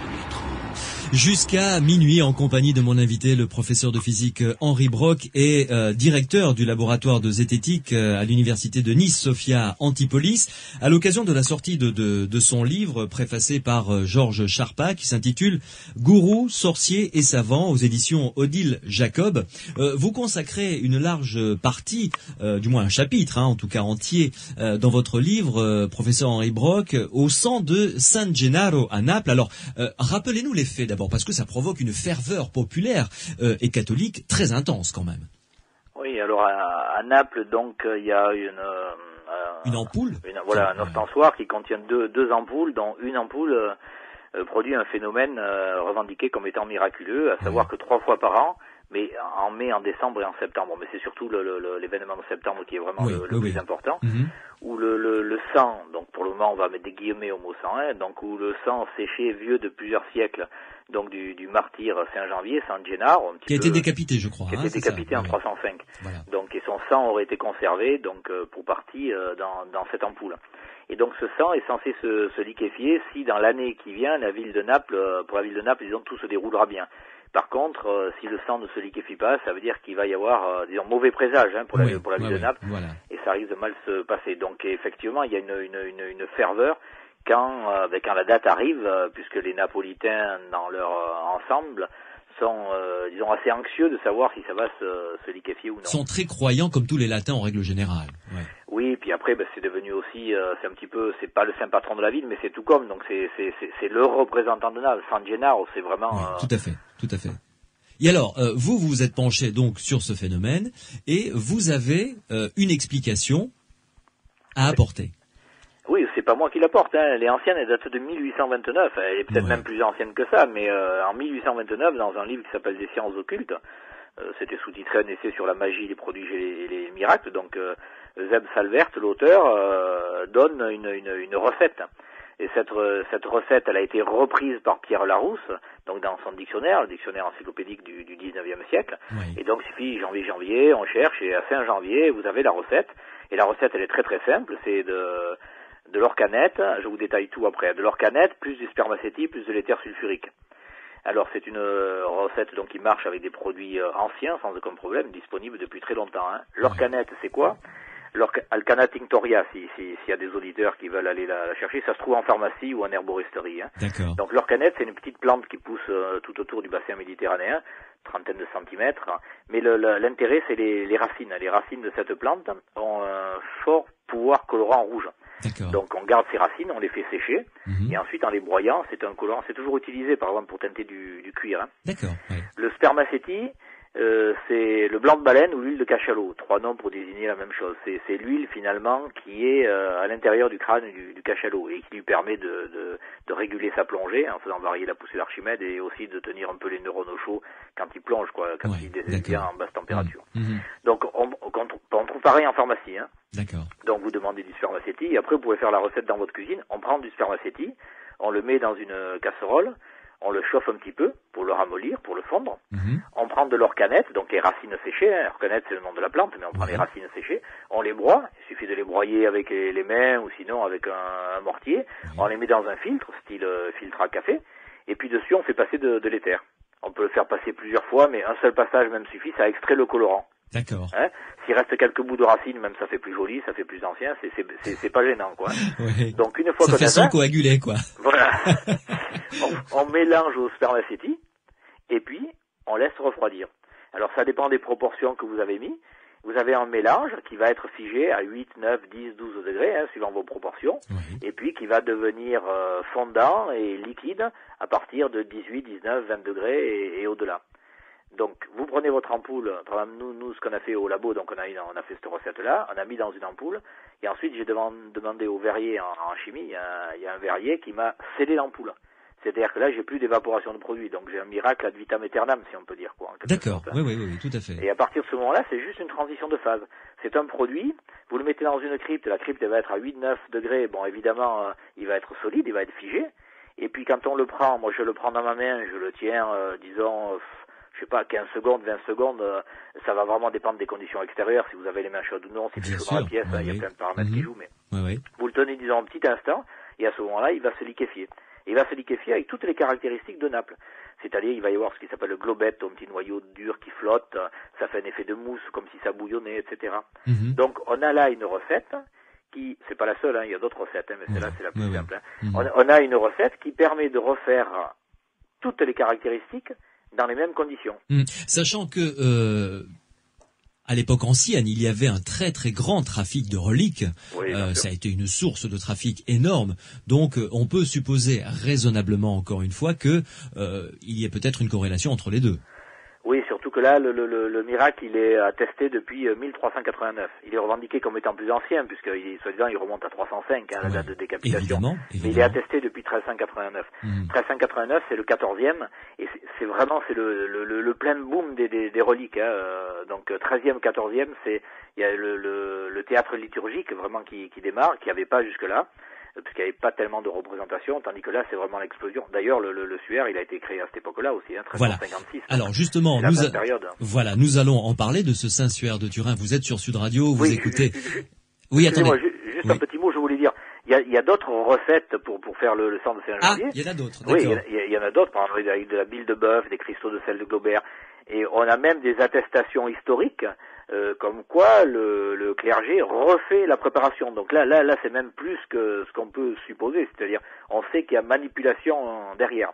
Mais, cela dit, ça ne veut pas dire que la recette que je viens de vous donner, c'est celle qu'il y a dans l'ampoule, Tout à fait. Il y a peut-être un véritable effet miraculeux, mais la charge de la preuve appartient à celui qui déclare quelque chose de nouveau. Donc, le clergé qui affirme que c'est miraculeux devrait passer l'ampoule à un laboratoire scientifique reconnu, qui, sans casser l'ampoule, bien sûr, la passe à un spectro, et puis regardera ce qu'il y a dedans, s'il y a du sang déjà. Et analyse si c'est du sang ou pas. Voilà, exactement. D'accord. Donc je disais, vous êtes sur Sud Radio dans les Aventuriers de l'étrange, je suis en compagnie du professeur Henri Brock, et là, vous avez évoqué très rapidement le Saint-Suaire de Turin. Parlons-en, puisque vous avez vous-même refait un suaire de Turin dans votre laboratoire. Oui, vous pouvez multiplier par je sais pas combien, 80 ou 100, les étudiants font ça, moi je fais ça depuis très longtemps, ça va faire, je sais pas, plus de 15 ans que il y en a même qui sont en train de sécher en ce moment. C'est contrairement à ce qu'on pense, c'est très facile à faire, même avec toutes les caractéristiques de celui de Turin, quoi. C'est ça qui est même assez étonnant. Alors le suaire de Turin, pour les auditeurs, il faut peut-être rappeler, c'est une toile de lin qui est conservée à Turin, qui fait grosso modo 1m10 sur 4m30, donc c'est un tissu tout en longueur, qui porte une double image. La double image une de face et une de dos, voilà. Une de face et une de dos, donc il y a la face ventrale et la face dorsale, et puis cette personne porte des traces donc de sang sur le front, au poignet, etc. Disons qu'avec les caractéristiques qu'il y a, ça représente manifestement le Christ. Donc après la flagellation, etc., la couronne d'épines, la mise en croix. Donc la revendication, c'est un linge qui aurait enveloppé le corps du Christ. À la descente de croix, voilà. À la descente de croix, et qui, lors de la résurrection, bien par un effet miraculeux, l'image serait restée imprimée. Voilà, tout à fait. Alors il se trouve que ce linge, on peut le dater de différentes manières. On peut le dater physiquement, on peut le dater chimiquement, on peut le dater historiquement. Et ça a été fait, pas par nous, ça a été fait depuis très longtemps. Je veux dire, l'histoire du suaire, en fait, le suaire a été démystifié dès l'origine. Le suaire a été fabriqué aux alentours de 1356, 1354, 1356. On peut hésiter à 2 ans près, 1358, quoi, grosso modo. Et donc il a été montré donc c'est un pur produit made in France. Il a été fabriqué en Champagne. Il a été exposé à Liré, près de Troyes, donc dans une petite collégiale. Et dès les premières ostensions, l'évêque du lieu, Henri de Poitiers, a mené une enquête et il a retrouvé l'artiste qui l'a fabriqué. Ah bon? Ah ouais, au XIVe siècle, l'évêque a mené l'enquête, il a retrouvé l'artiste qui l'a fabriqué. Donc il a interdit absolument les ostensions. Donc ça s'est arrêté pendant une 30aine d'années. Et puis il y a eu changement d'évêque, et puis la collégiale de Liré, les responsables ont repris les ostensions. Le nouvel évêque, Pierre d'Arcy, a repris l'enquête de son prédécesseur, et il a fait un dossier, il a écrit en 1389 une lettre au pape Clément VII. dans laquelle il explique l'escroquerie, je pèse mes mots, quoi, vraiment l'escroquerie, il explique que c'est une mystification à but lucratif. Il explique, je vais citer de mémoire, que des mendiants ont été loués pour se prétendre guéris lors de l'ostension du suaire. Ouais. Donc il rapporte qu'il y a eu l'enquête, etc., de son prédécesseur, qui a retrouvé l'artiste a attesté qu'il s'agit d'une peinture. À partir de ce moment-là, le pape, en 1390, donc il y a 3 bulles qui sont datées de janvier, qui interdisent au clergé de lirer de mettre les vêtements sacrés, les vêtements liturgiques, lorsqu'ils montrent le suaire. Pour éviter de donner un côté sacré, et qui les oblige aussi à dire, je cite, à haute et intelligible voix, qu'il s'agit d'une peinture, d'une représentation du suaire. Oui. Mais évidemment, au cours du temps, ils ont oublié de le dire, ils l'ont dit à voix de plus en plus basse, et puis ils l'ont plus dit du tout, et puis après ils ont revêtu les habits, et puis c'est devenu le Saint-Suaire de Turin. Quoi. Ouais. Et là, vous avancez tous ces arguments en ayant retrouvé, évidemment, tous ces écrits que vous venez de citer. Bien sûr. Ça n'a pas été fait par moi, ça a été fait par un chanoine, qui s'appelle Ulysse Chevalier, qui a retrouvé, donc à la fin du 19e et au début du 20e, tout. Donc au point de vue historique, c'était déjà l'affaire était déjà pliée, quoi. Et prouvé, preuve en main. Le mémoire de Pierre Darcy, il est disponible à la Bibliothèque nationale de France. Donc il y a aucun problème. Tout un chacun peut consulter l'article, quoi, le document. Ouais. Avant de faire une nouvelle pause, professeur Henri Brock, comment réalisez-vous un suaire, l'équivalent d'un suaire de Turin? Alors, le suaire. Donc là, je vous ai dit, comment, disons, historiquement, le suaire, il fait l'actualité en ce moment, donc on va peut-être un petit peu détailler, disons.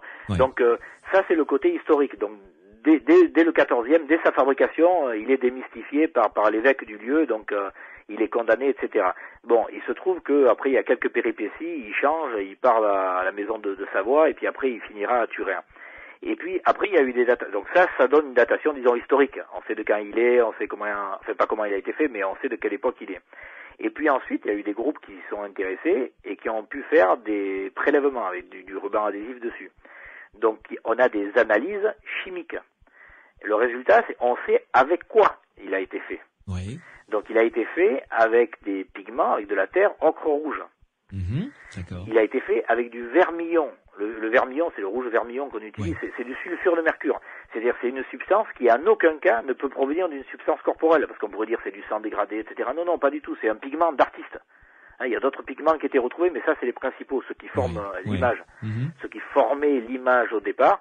Évidemment, après, avec les ostensions, avec le fait qu'il y a eu un incendie, il a été aspergé d'eau, etc., il a perdu beaucoup de ses pigments. Oui. L'image actuelle n'a rien à voir avec l'image d'origine. Qui était beaucoup plus nette. Beaucoup plus nette. Quand on regarde les illustrations d'époque, il n'y avait aucun problème, on voyait bien tout le corps et tout. Maintenant, on voit bien, ou à peu près bien, le visage, les mains, le reste est difficile à voir, parce qu'il a été patiné par le temps, c'est le cas de le dire. Oui.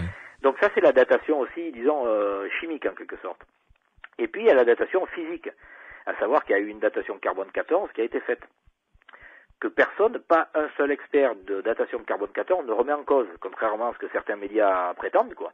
Et des gens disent que la datation est remise. Non, la datation n'est pas remise en cause. Tous les spécialistes datation C14 ne remettent pas en cause cette datation. La datation, ça donnait 14e siècle. Exactement comme la datation historique et la datation chimique. Donc, on sait exactement de quand il date, de manière certaine. On sait de manière certaine avec quoi il a été fait. Maintenant, il reste une méthode probable de fabrication. Mais je dis probable. Là, on n'a pas de certitude, on n'était pas là quand l'artiste l'a fabriqué au 14e. Donc, la technique, à mon avis, la plus simple et la plus probable, disons, c'est un petit peu ce qu'on a tous fait quand on était gosse, quasiment. C'est on prend une pièce de monnaie, on met une feuille de papier dessus et on frotte avec un crayon. Sauf que si on frotte avec un crayon, on a tendance à frotter toujours dans le même sens. On va donner, disons, une orientation. Donc au lieu de frotter, il suffit de tamponner. Alors, comment on peut faire pour le suaire? On fait un bas-relief. Et c'est important de faire un bas-relief et pas un relief normal. Parce que dans le suaire de Turin, quand on fait une analyse 3 dimensions du contenu de l'image, on s'aperçoit que c'est 3 ou 4 cm, la hauteur du soi-disant corps qui était contenu. Oui. Après, il y a des Américains qui ont truqué, il n'y a pas d'autre mot, et pourtant c'est des scientifiques, et ça a été publié dans une revue qui s'appelle Applied Optics, donc une revue sérieuse. Il n'empêche qu'ils ont truqué les données. Je le dis, preuve en main, je veux dire. J'ai expliqué ça dans mon bouquin, Le Gourou Sorcier Savant. Je montre bien que ils ont modifié le zéro de leur appareil pour faire apparaître un corps à la sortie, quoi. Ils ont introduit dans leur appareil ce qu'ils voulaient retrouver à la sortie. Sinon, ça aurait été trop plat, en fait. Sinon, ouais, exactement. Sinon, Jésus était plat comme une galette, quoi. Hein. C'est 3 à 4 cm, quoi. Ouais. Et ça montre bien sur quoi ça a été fait, sur un bas-relief. Donc la technique, c'est vous prenez un bas-relief, vous prenez un Christ, vous prenez, nous on le fait souvent avec des étudiants, par exemple sur la tête, c'est plus simple, on fait juste la tête, on prend la tête, ou un bas-relief, on prend une toile, alors si vous voulez le faire assez joli, il faut prendre une toile de lait, un petit peu vieille, déjà un peu patinée, on l'humidifie un petit peu, on la pose sur le bas-relief, et puis il faut bien tamponner avec les mains ou avec une brosse, quoi. Il faut bien faire épouser le relief par le linge, donc il faut bien appuyer un petit peu partout.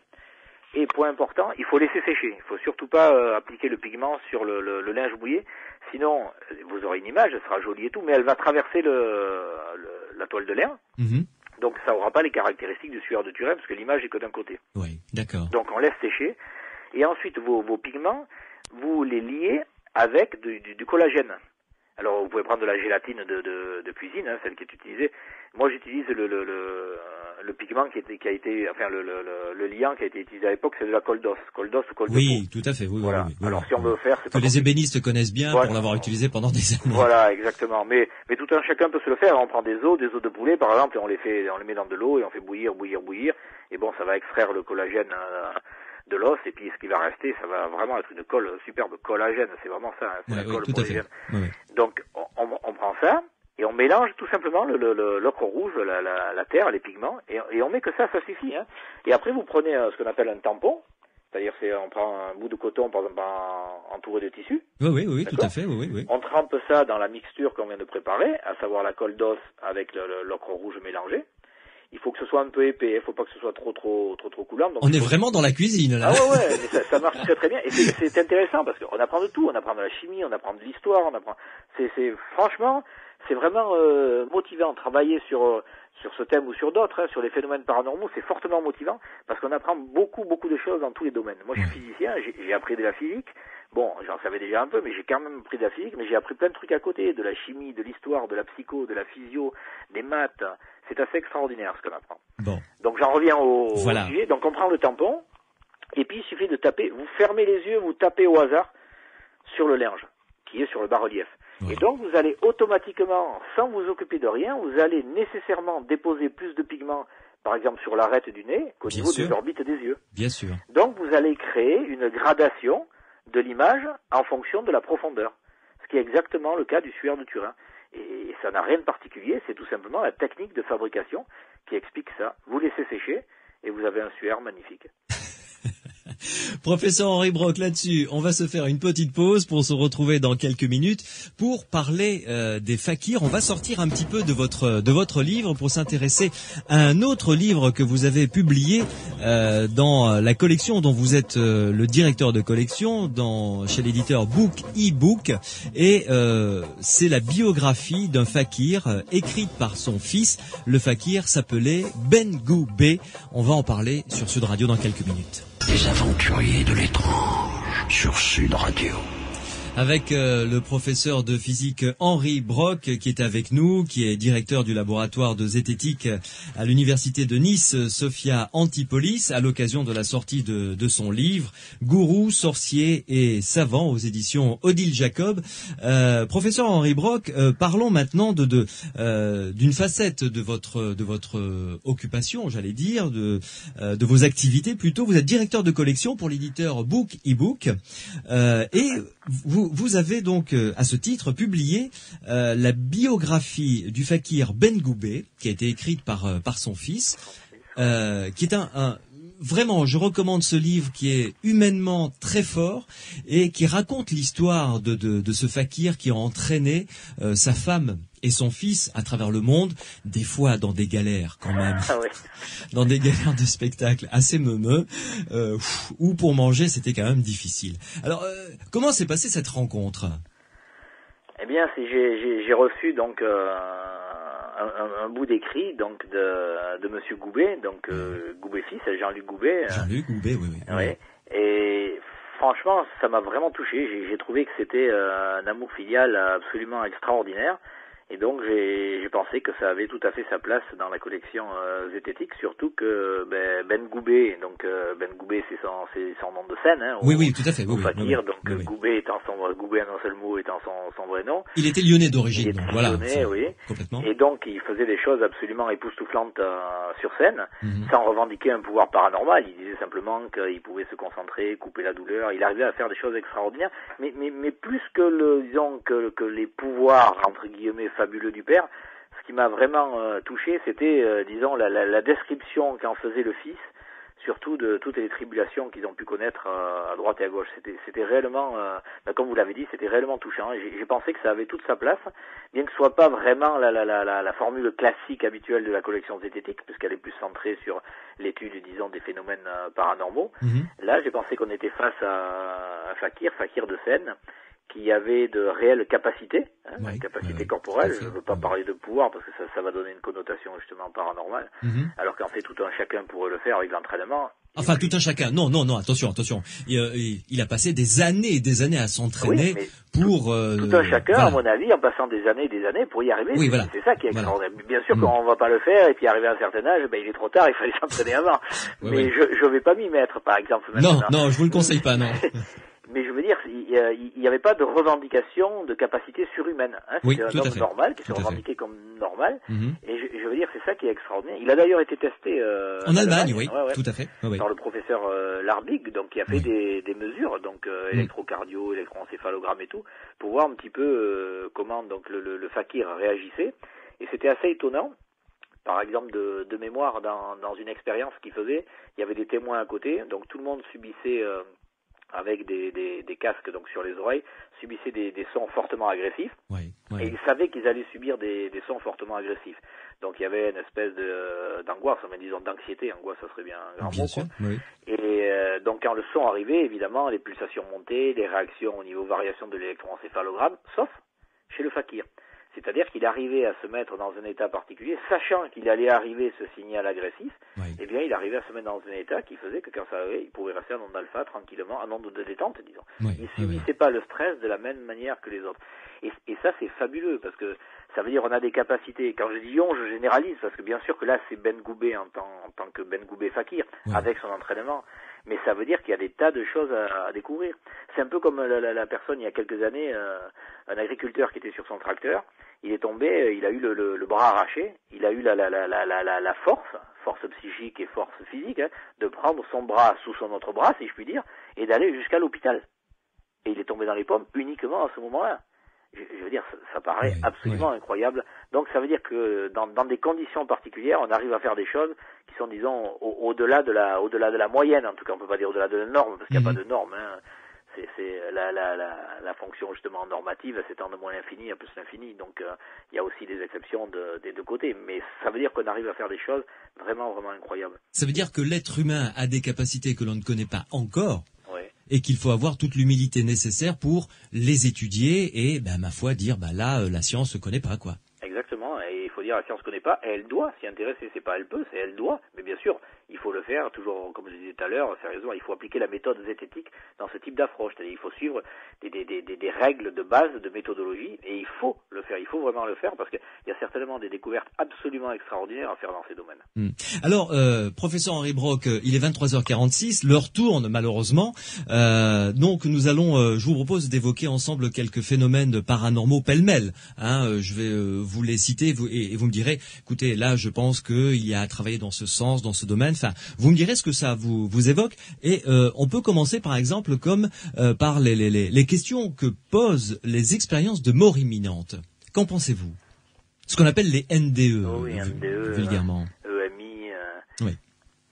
Ce que je veux dire, si les personnes sont intéressées, elles peuvent se connecter sur le site du laboratoire. Donc, c'est, si je me permets de bien, faire... je vous en prie. Donc, www.unice, U-N-I-C-E, pour s'en rappeler, c'est la contraction de l'Université de Nice.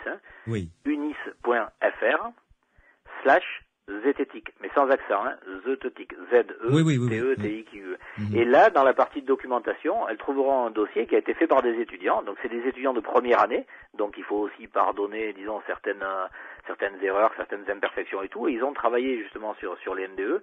Et vous verrez, c'est très intéressant. On a été obligé d'enlever les vidéos parce que ça prenait trop de taille et tout, mais ils sont allés interviewer des anesthésistes, et c'est très intéressant de voir un petit peu ce qu'en dit le milieu médical. Oui. Et en fait, très souvent, eh bien, on s'aperçoit que le vécu dans ces expériences de mort imminente, il est quasiment identique chez de nombreuses personnes, tout simplement par des réactions physiologiques, alors qu'ils ne sont pas encore bien comprises à l'heure actuelle. Hein. Oui. Mais par exemple au niveau de taches qui se forment sur la rétine, et puis qui évoluent en surface. Et évidemment, si vous mettez un petit point puis qui devient de plus en plus gros, l'impression visuelle que ça donne, c'est un tunnel dont on s'approche de la sortie. Oui. Donc le fameux tunnel qu'on a dans les expériences style Moody, eh bien pourrait s'expliquer, je dis pourrait, hein, j'ai pas dit s'explique, hein, pourrait s'expliquer par ce type de réaction physiologique. C'est vraiment intéressant. Je pense que le NDE y a à creuser. De toute manière, c'est sûr, c'est pas des expériences après la mort. Hein. Je veux dire, quand on est mort cliniquement et tel quel, on revient pas, quoi. Hein. Donc, il faut peut-être pas s'amuser. Il faut pas tenter l'expérience, quoi. Oui, hein. non, dire, ça, on est d'accord. Oui. Le film, c'est de la fiction, c'est juste pour faire joli. Il faudrait pas qu'il y ait des auditeurs qui s'amusent à tenter ce genre d'expérience. Ouais. Et alors, c'est un phénomène là dont je vais vous parler qui est parallèle, si j'ose dire, ou consécutif à ces expériences de mort imminente, les expériences de sortie hors du corps. Voilà. Non, je parle pas de voyage astral, je parle de sortie hors du corps. Des gens qui ont vécu des phénomènes, qui ont vu leur corps alors qu'eux étaient au plafond, par exemple, et qui ont vu les gens s'agiter autour d'eux. Ils ont été témoins de ce qui s'est passé sous un angle de vue totalement improbable. Oui, ben là c'est pareil, je vous ferai un petit peu la même réponse que dans le premier cas. Il y a un dossier sur ce type d'expérience, donc sur le dédoublement en quelque sorte, hein, oui, c'est ça, qui a été mis donc en ligne. Il y a un cas, par exemple, un des cas, c'est le cas dit de la chaussure de mariage. Je ne sais pas si ça dira quelque chose aux auditeurs. On a mis 2 articles en ligne qui ont été faits par Denis Biette, un collaborateur du laboratoire. Donc c'est en ligne dans la partie de documentation. Donc une fois que les gens sont les auditeurs se seront connectés sur le site du labo, il suffit de cliquer sur documentation. Oui. Et puis il y a la liste des articles. Et donc là, il y a un long article en 2 parties qui raconte un petit peu l'enquête qui a été menée sur ce cas spécifique, qui est un des 3 plus gros cas. Et manifestement, on s'aperçoit qu'encore une fois, on est dans un cas de déformation de l'information, c'est-à-dire que ceux qui soi-disant n'étaient pas visibles de la salle où la personne se trouvait étaient en fait parfaitement visibles, quoi. Donc l'information pouvait être obtenue par les 5 sens tout à fait normaux, sans qu'il y ait besoin de se dédoubler et d'aller à l'étage au-dessus, quoi. Donc, moi je dis dans un cas comme ça, à partir du moment où la revendication, c'est la personne ou l'entité, disons, qui se dégage, le corps astral, hein, disons, qui permet de prendre une information, à savoir voir quelque chose, il y a donc une information qui est prise, dans ce cas-là c'est par la vision, ça permet par exemple de lire un numéro. D'accord ? Par exemple, tout à fait, oui. Bon, oui, tout à fait. Et bien voilà, on en vient à un protocole ultra simple. On met une pièce A, une pièce B. Dans la pièce A, il y a un lit où la personne peut se détendre. Elle peut se décorporer, aller dans la pièce B. Entre A et B, il n'y a rien, sinon une porte fermée à clé, pas de fenêtre, etc. Et de l'autre côté, il y a un papier avec dessus, on écrit, je sais pas ce que vous voulez, 3612. Et il suffit que la personne nous dise, eh bien voilà, ce qui a marqué de l'autre côté, c'est 3612. Donc, eh bien, il se trouve que ce type d'expérience, pour le moment, aussi simple que ça, n'a jamais été fait. Si ce type d'expérience est fait et contrôlé, alors à partir de ce moment-là, le constat, il est certifié. Alors à partir de ce moment-là, ça vaut le coup d'échafauder des hypothèses et des théories. Pour le moment, c'est pas nécessaire parce qu'on n'a pas vérifié le phénomène. C'est toujours le principe, ne mettons pas la charrue avant les bœufs. Il faut d'abord constater le phénomène. Une fois que le phénomène sera constaté, on pourra commencer à élaborer des théories. C'est ce que je disais au début, hein. Ça sert à rien de demander si en mettant de la vaseline dans la cheminée, le Père Noël, il va glisser plus vite, quoi. Oui. Et alors, pour conclure, puisque vous l'avez évoqué, vous, visiblement, vous avez été témoin d'un phénomène inexpliqué, du moins pour le moment, le dossier des ovnis, puisque vous avez vu voler 5-6 lumières, c'est ça, en formation Oui, plus que ça, même ça faisait en formation de V et sans bruit, c'était vraiment surprenant. Et je sais toujours pas, après plusieurs décennies, ce que c'était. Et là, c'est pareil, on est face à un phénomène qui est multiforme, hein, il est vraiment... Tout à fait, pour les ovnis, c'est le moins qu'on puisse dire. Et mais à mon avis, il faut creuser. Alors évidemment, il y a beaucoup de déformations et tout. Bon, il faut épurer tout ça, puis regarder dans les cas qui restent, comment ces cas-là pourraient peut-être s'expliquer. je sais pas, avec des effets un peu particuliers. Bon, parce que les premiers cas, on s'est éliminé simplement du style la Lune, parce qu'il y a vraiment, aussi incroyable que ça paraisse, il y a des méprises avec la Lune, il y a des méprises avec Vénus. Oui, donc, oui. Là, il y a des cas qui ont trouvé leur explication parce que des planètes étaient basses à l'horizon, des choses comme ça. Mais il y a d'autres cas où, comme vous, votre observation, là, visiblement, il n'y a pas de, le problème, c'est que souvent, on est face, moi, c'est pour ça que je m'y suis pas trop intéressé. Je m'y étais intéressé, mais il y a vraiment longtemps, hein. Donc là, c'était, 65, 66, 67, donc, j'étais pas bien grand, disons, j'étais jeune, et je m'étais intéressé. Et en fait, pourquoi j'ai un petit peu arrêté de travailler dans ce domaine, c'est parce que, grosso modo, on peut rien faire. On peut pas avancer. Parce qu'on n'a rien de physiquement mesurable, quoi. Donc on n'a que du témoignage. Et donc c'est très très difficile. Donc on peut collationner des documents, on peut essayer de faire des recoupements. Mais je veux dire, après on va s'amuser à faire de l'orthothénie comme Aimé Michel, etc.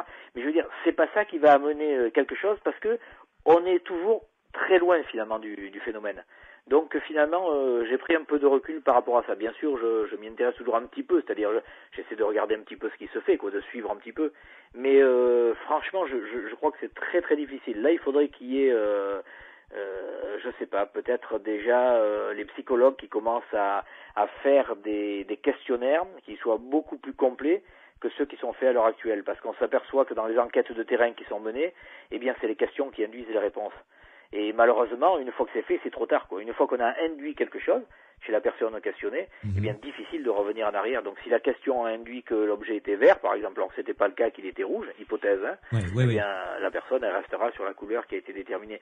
Et ça, c'est un gros problème. Souvent, les questions induisent les réponses. C'est ce que nous, on appelle un effet impact avec la zététique, c'est l'utilisation du poids des mots, et malheureusement, souvent dans les enquêtes, on a affaire à ça, et on peut plus revenir en arrière, quoi. Oui. Pour conclure, parce qu'il va être l'heure de se séparer, professeur Henri Brock, à titre personnel, est-ce que vous rêvez de pouvoir tomber sur un phénomène paranormal que vous allez pouvoir reproduire en laboratoire? Vous savez, là, je parle un petit peu à l'enfant qui a commencé à se passionner. Oui, mais je suis bien d'accord. Si je trouve un phénomène paranormal et que j'arrive à l'attester, franchement, c'est le plus beau jour de ma vie, quoi. Le problème, c'est que bon, il faut l'attester, parce que des phénomènes, j'en ai vu pas mal, des choses extraordinaires. Mais en cherchant un petit peu, il se trouve que j'ai eu l'explication, et que de manière, je peux pas dire décevante, parce que j'ai quand même appris des trucs, mais c'était une explication rationnelle, naturelle, quoi, tout à fait normale. Mais j'aimerais bien demain pouvoir trouver quelque chose d'un petit peu titillant, quoi. Merci beaucoup, en tout cas, ça a été un vrai plaisir de discuter avec vous de manière sereine et calme dans cette émission pendant les 2 heures que nous venons de passer ensemble. Merci beaucoup, professeur Henri Brock. Merci à vous. Passez une bonne fin de soirée. Je rappelle le titre de votre livre, donc, paru aux éditions Odile Jacob. Ça s'intitule « Gourou, sorcier et savant » avec la préface de Georges Charpak. Sud Radio, samedi et dimanche, 22h minuit. Louis Benedi, les aventuriers de l'étrange. Che se l'orio Masarini soutiene di forza.